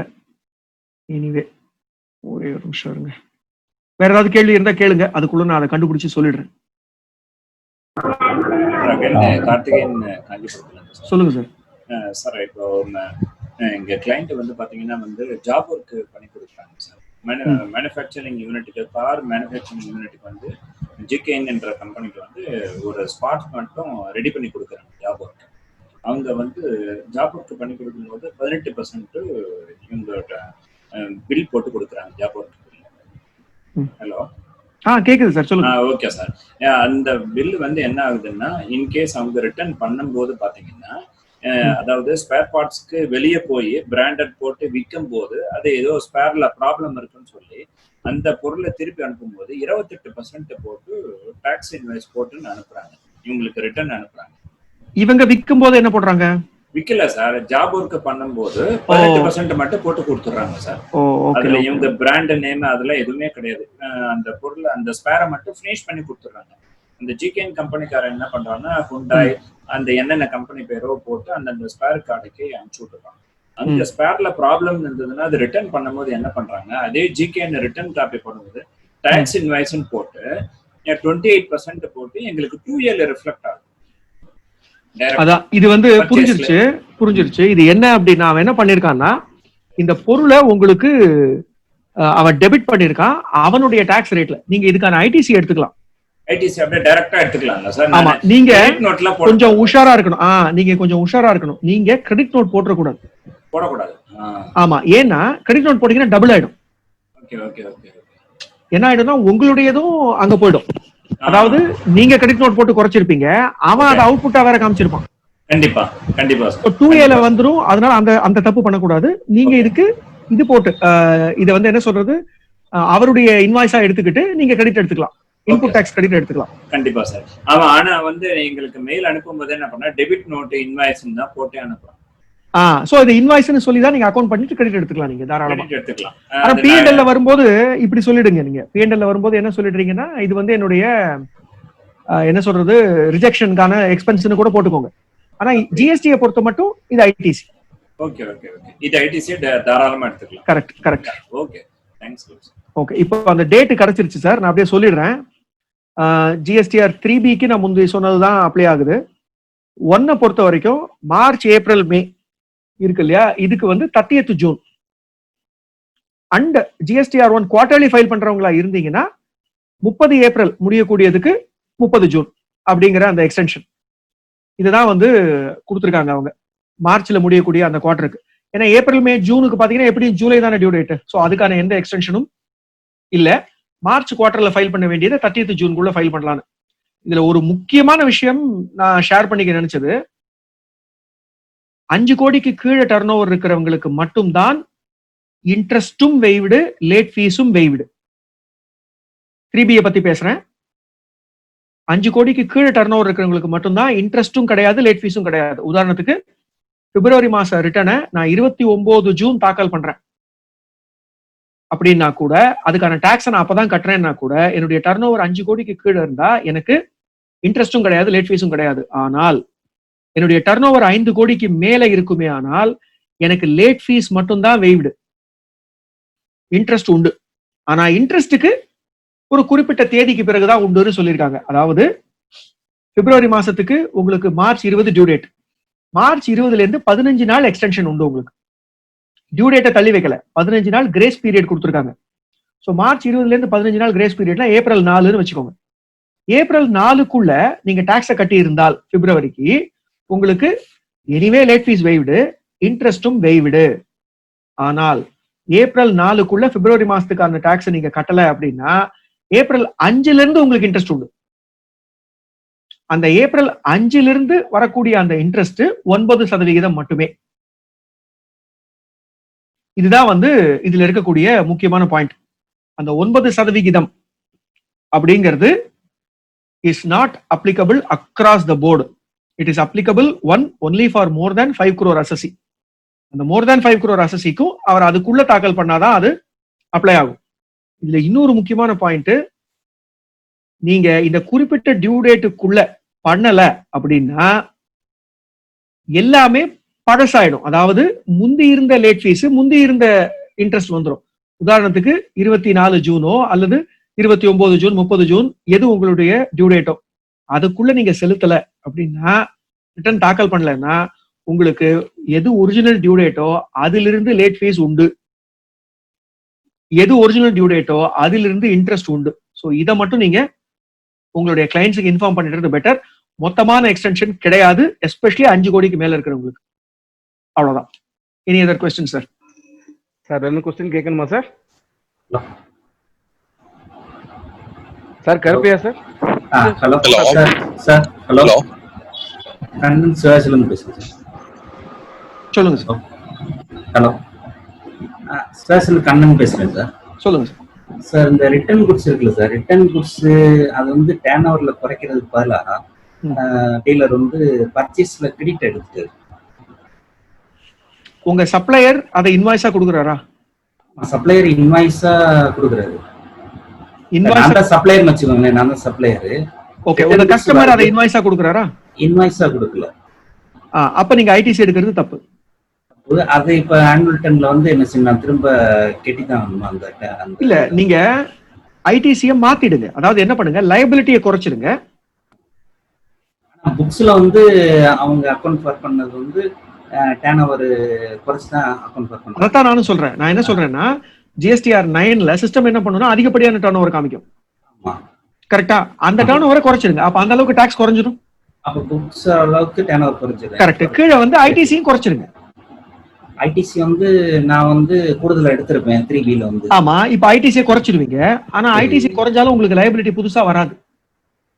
அதுக்கு இதுக்கும் ஈக்குவல் ஆயிடும். அதான் இப்படி டிஸ்க்ளோஸ் பண்ணிடுங்க. நான் தப்பு பண்ணிட்டேன் 3B ல, அதான் 9ல சரி பண்ணிட்டேன்னு சொல்லிக்கலாம். சில ஆடிட்டர்ஸ் ஒரு ஒப்பீனியன் வந்து அது வந்து நீங்க எடுத்த தப்பு, அது வந்து நீங்க கெட்டிதான் ஆகணும், இன்ட்ரெஸ்டோட கட்டணும் அப்படின்னு சொல்லி 3B ல நீங்க கிளைம் பண்ணது வித்தவுட் இன்வாய்ஸா நீங்க அந்த கிளைம் பண்ணிட்டீங்க. பட் கவர்மெண்ட்டுக்கு லாஸ் கிடையாது. அவங்க சொல்றது ஒரு விதத்துல கரெக்ட். அதாவது ஐடிசி தவறா எடுத்தா அதுக்கான இன்ட்ரெஸ்ட் கட்டணும் அப்படின்னு இருக்கு. அதே நேரத்துல ஐடிசி அதை வந்து நீங்க இத லைபிலிட்டியை குறைச்சி இந்த பக்கம் வந்து நீங்க ஐடிசியும் குறைக்கிறீங்க அப்படின்னா டிஸ்க்ளோஷர் தான் மாறுது. இதை நீங்க பேசிஸா வச்சுக்கலாம். டிபார்ட்மெண்ட் கொஸ்டின் கேட்கலாம். டிபார்ட்மெண்ட் கொஸ்டின் கேட்டா இந்த பதில தான் சொல்லிட்டு வெளில வரணும். இன்ட்ரெஸ்ட் போர்ஷன் என்ன பொறுத்த வரைக்கும் நம்ம தாராளமா ஃபைட் பண்ணலாம். ஸ்ட்ரைட்டாவே அது அலௌட் கிடையாது. கரெக்ட். அவங்க ராங் அவைல்மெண்ட்னு சொல்லும்போது நாம என்ன சொல்லலாம், லைபிலிட்டியை குறைக்கிறதுக்கு பதிலா இங்க தப்பா எடுத்துட்டோம், அதுதான் நாங்க 9ல சரி பண்ணி காமிச்சிட்டோமே. இப்போ அல்டிமேட்டா என்ன பண்ணுவோம், அந்த டீலர் வந்து கெட்டிட்டாருன்னு எனக்கு திரும்ப எக்ஸஸ் அதை ரீஃபண்ட் அப்ளை பண்ணி வாங்கிக்கலாமா? இப்போ 17-18ல வந்து அவர் வந்து கெட்டிட்டாரு, இந்த ஐடியா படி கெட்டிட்டாரு, இன்ட்ரெஸ்டோட கெட்டிட்டாருன்னு டிஎஸ்சி டிஸ்கஸ் பண்ணி கெட்டிட்டாரு. அப்ப எனக்கு வந்து இங்க அதிகமா 3B படி நான் அதிகமா கெட்டின மணிக்கு இருக்கும் டாக்ஸ் வந்து, அதை நான் தனியா ரீஃபண்டா அப்ளை பண்ணலாமா? பண்ணலாம். நீங்க அதை எப்ப கட்டுனீங்க? ஆனுவல் டர்ன் ஃபைல் பண்ணும்போது. சோ இப்பதான் according to 9C audit registration படி கட்டிட்டோம். ஓகே ஓகே, பண்ணலாம். இன்ட்ரெஸ்டோட கட்டிட்டோம். பண்ணலாம் பண்ணலாம். இந்த மாதிரி வந்து எக்ஸஸா இருக்கும். புரியுது. இந்த மாதிரி சிச்சுவேஷன்ல கட்டினதுல இருந்து நீங்க 2 வருஷத்துக்குள்ள ரீஃபண்ட் கிளைம் பண்ணலாம். அப்ளை பண்ணலாம். Yes yes yes. ஆனுவல் டர்ன்ல பே பண்ணதோ இல்ல எந்த அமௌண்ட்னாலும் பரவாயில்லையா? நான் ஒரிஜினலா கட்டியிருக்கேன் 3B படி, இப்ப நான் ஆனுவல் டர்ன்ல கேட்கிறேன், அந்த அமௌண்ட் நீங்க எது எக்ஸஸ்ன்னு கருதுறீங்களோ அதை தான் ரீஃபண்ட் கேட்க முடியும். கரெக்டா? அதை ப்ரூவ் பண்ணுங்க, இதுதான் எக்ஸஸ், அதை ரீஃபண்டா கேட்கலாம். ஒரு சிலர் இன்வாய்ஸா ரைஸ் பண்றாங்க சார், சேல்ஸ் ரிட்டர்ன் வந்து. அதத்தான் இவர் முன்னாடி கார்த்திகேயனா இன்னொருத்தர் கேட்டிருந்தாரு, அப்ப சொன்னேன் இன்வாய்ஸா ரைஸ் பண்ணும்போது பிரச்சனையே இல்ல. நீங்க என்ன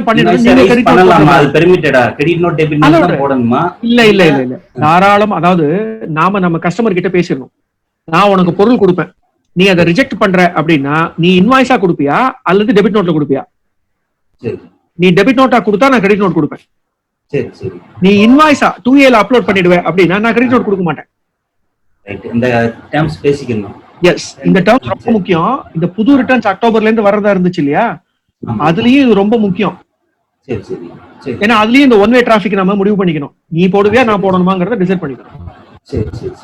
ஒரு வெங்கடேஸ்வரன் சார், லாஸ்ட் கொஸ்டின் எடுத்துக்கலாமா? அடுத்தது சார் தாராளமா சார், ரொம்ப நேரம் ஆயிடுச்சு சார். வேற ஏதாவது கொஸ்டின் இருந்தால் yes sir. Sir Venkatesan Tirupattur sir. சொல்லுங்க சார். ஹலோ, சொல்லுங்க Venkatesan. Sir Venkatesan Tirupattur sir. Sir இப்ப இந்த tyre showroom MRF tyre showroom பத்தி பேசுறாங்க இல்லையா? என்னோட டீலரும் எம்ஆர்எஃப் டயர் கம்பெனி வச்சிட்டு இருக்காங்க. அவங்களுக்கு வந்து பாத்தீங்கன்னா 17, 18 and 18, 19 டெபிட் நோட் வந்து பாத்தீங்கன்னா மார்ச் மந்த் வந்து எங்களுக்கு வந்து எம்ஆர்எஃப்ல இருந்து கொடுத்துருக்காங்க. ஓகேங்களா? அந்த டெபிட் நோட் கொடுத்தது வந்து டைரக்டா இன்புட் எடுத்தாச்சு. இன்புட்ல எடுத்து டாக்ஸ் வந்து அட்ஜஸ்ட்மெண்ட் பண்ணிட்டு வந்துட்டோம். அதுக்கு வந்து அவங்க ஷோரூம்ல இருந்து எம்ஆர்எஃப் லிமிடெட்ல இருந்து என்ன கேட்டிருக்காங்கன்னா, டைரக்டா நீங்க வந்து அந்த டெபிட் நோட் கொடுத்துருக்கிற அமௌண்ட்டுக்கு எனக்கு நீங்க பேமெண்ட் பண்ணிடுங்க ஃபர்ஸ்ட். எம்ஆர்எஃப் செர்டைன் பீரியடுக்குள்ள. எஸ். டீலரை வந்து எம்ஆர்எஃப் லிமிடெட் வந்து பாத்தீங்கன்னா செர்டைன் பீரியடுக்குள்ள எனக்கு வந்து பேமெண்ட் வந்து நீங்க கேஷா பண்ணிடுங்க சரின்ற மாதிரி கேட்டிருந்தாங்க. அவங்க டீலரும் பாத்தீங்கன்னா பேமெண்ட் பண்ணிட்டாங்க. ஓகேங்களா? அது முடிஞ்சது. அதுக்கு அடுத்தபடியே வந்து டீலர் வந்து நம்ம கிட்ட வரும்போது இந்த பேமெண்ட் பண்ணிட்டோம், அவங்க வந்து பேமெண்ட்டுக்கு உண்டான என்ட்ரி வந்து கேக்குறாங்கன்ற மாதிரி கேக்குறாங்க. என்ட்ரினா புரியல. நீங்க கவர்மெண்ட்டுக்கு பே பண்றீங்களா? நாம அந்த இன்புட் எஸ் அவங்க வந்து டீலர் வந்து பாத்தீங்கன்னா கவர்மெண்ட் லிமிடெட் வந்து பேமெண்ட் பண்ணிட்டாங்க. எஸ், இதத்தான் நான் சொன்னேன் முன்னாடி. எம்ஆர்எஃப்க்கு நீங்க பே பண்ணணும். எஸ், அந்த டெபிட் நோட்டுக்கு உங்களுக்கு அதுக்கான ஐடிசி அக்யூமுலேட் ஆயிடுச்சு. இப்போ இந்த ஐடிசி உங்களோட ஐடிசி கிடையாது. இதை நீங்க ஏற்கனவே லைபிலிட்டியா காண்பிச்சிருக்கணும். கரெக்டா? இப்போ நீங்க உங்களுடைய பங்கு லைபிலிட்டி காண்பிச்சு அதை பே பண்ணிட்டேன் கவர்மெண்ட், இந்த ஐடிசியை பயன்படுத்தியோ இல்ல கேஷாவோ பே பண்ணிட்டேன், அததான் அவங்க கேக்குறாங்களா இருக்கும். ஆமாம், அதை நீங்க பண்ணிதான் ஆகணும். அந்த அமௌண்ட் வந்து நான் பே பண்ணியாச்சு சார். எதன் மூலமா பே பண்ணிருக்கேன்னா DRC 03ல நான் இப்ப மார்ச் 2020ல வந்து பே பண்ணிருக்கேன். அந்த மந்த்துக்கு உண்டான 17, 18 and 18, 19 அந்த மந்த் வைஸ்ல வந்து இன்ட்ரெஸ்டும் கால்குலேஷன் பண்ணி debit note amount plus interest சேர்த்து DRC 03ல வந்து பே பண்ணிட்டேன். திஸ் இஸ் கரெக்ட் வேவங்களா இல்ல ராங்? கரெக்ட். இதை நீங்க இண்டிகேட் பண்ணிடுங்க, நான் பே பண்ணிட்டேன்னு சொல்லி. ஓகே சார், அது எம்ஆர்எஃப் லிமிடெட்க்கு வந்து இண்டிகேட் பண்ணியாச்சு. ஓகே, இப்ப நம்ம வந்து இது வந்து ஆனுவல் ரிட்டர்ன்ல ஏதாச்சும் எடுத்துட்டு வரணுங்களா? 1920 எந்த வருஷத்துல நீங்க 18, 19 18, 19 அதாவது 17, 18க்கு உரியது 18, 19ல பண்ணிருக்கேன்னு சொல்றீங்களா?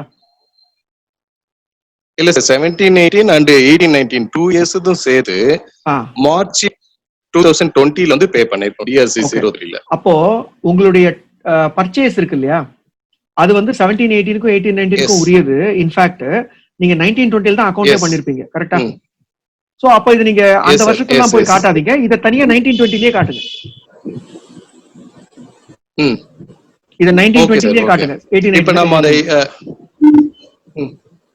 சரிங்க சார், அந்த இன்ட்ரெஸ்டும் சேவ் பண்ணதுனால நமக்கு ஃபியூச்சர்ல வந்து ஏதாச்சும் நோட்டீஸ் வர்றதோ அந்த மாதிரி எதுவும் இது ஜூரிஸ்டிக்ஷன்ல இருந்து எதுவும் வராதுங்களா? இல்ல வந்தாலுமே உங்ககிட்ட தான் டீடைல்ஸ் இருக்கு. இதை எடுத்தேன், இதை கட்டிட்டேன், கட்டினதுக்கு இன்ட்ரெஸ்ட் எவ்வளவுன்னு சொல்லிட போறீங்க, அவ்வளவுதான். Okay done right. Formally S sir. Sir president sir, intro கொடுத்தீங்க நல்லா இருக்கு சார். சாருக்கு ரொம்ப நேரமா 1.5 மணி நேரமா ரொம்ப சிரமப்பட்டார் சார். ஆமா ஆமா சார், ரொம்ப அதிகமான முறையில கேள்வி பதில் சொல்லியிருக்காரு. கண்டிப்பா சார். சங்கர நாராயணன் சார், உங்களுக்கு மிகப்பெரிய எங்களுக்கு ஒரு நல்ல வாய்ப்பை கொடுத்தவங்களுக்கு நன்றி சொல்ல கடமைப்பட்டிருக்கோம். மற்றொரு சந்தர்ப்பத்தில் கண்டிப்பாக நம்ம நேரா சந்திப்போம் சார். கண்டிப்பா sir. Thank you sir. Thank you sir Shankaranarayanan sir. Thanks, ரொம்ப thanks sir. Thank you sir. Venkatesh sir, thank you sir. Thank you sir. Thank you sir. Thank you all. Thank you sir. Thank you Shankaranarayanan sir. Thank you. Thank you sir. Thank you Samsudeen. வணக்கம். P Mohammed Askar. GSTR 9 and 9Cக்கு வந்து இன்னுமே பல நண்பர்களுக்கு பல சந்தேகங்கள். இந்த GSTR 9ல இருந்து தப்பிச்சுருவோன்னு நினைச்சோம் 2017, 18, 18, 19க்கு. ஆனால் தப்பித்தல் அப்படிங்கிறது ஒரு விடுதலை அல்ல அப்படிங்கிறத தெளிவுபடுத்தினவர் நம்மளுடைய CA சங்கர் நாராயணன் சார். ரொம்ப அழகான பேச்சு. அதாவது நம்முடைய ப்ராக்டிஷனர் சமுதாயம் கொஞ்சம் கொஞ்சமாக இந்த மாதிரி கிளாஸில் வளர்ச்சி அடையுதுன்னா, அப்படி இருந்தபோதும் கூட பல சந்தேகங்களின் காரணமாக மன ரீதியான சில கேள்விகளும் அதிகமாகுது. அந்த மாதிரி கேள்விகளுக்கெல்லாம் மிக அருமையாக பதிலளித்தார் சங்கர் நாராயணன் சார். நம்ம வளர்ச்சி அடையாத இந்த சமுதாயத்தில் நிறைய சந்தேகங்கள், அந்த சந்தேகத்தை தீர்க்க முடியாத ஒரு சூழல், இதெல்லாம் ஒரு வளர்ச்சி அடையாத ஒரு சமுதாயத்தின் மன ரீதியான குறைபாடுகள் தான். அந்த குறைபாடுகளை எல்லாம் மிக தெளிவாக விளக்கம் கொடுத்தார். அதனால் ஜிஎஸ்டிஆர் 9 அண்ட் 9 பற்றி நீங்கள் தப்பிக்கிறது விடுதலை இல்லைங்க, அதோட இருக்கக்கூடிய சந்தேகங்களை நிவர்த்தி செய்து அதை எதிர்கொள்வதே உங்களுடைய விடுதலை என்று மிக விளக்கமாக நமக்கு இந்த வகுப்பை எடுத்து கொடுத்த திரு சங்கர் நாராயணன் சார் அவர்களுக்கு என்னுடைய நன்றியை தெரிவித்துக் கொள்கிறேன்.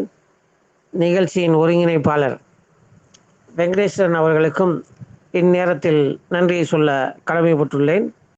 நன்றி, வணக்கம். பி. முகமது அஸ்கர், TNGSTPA.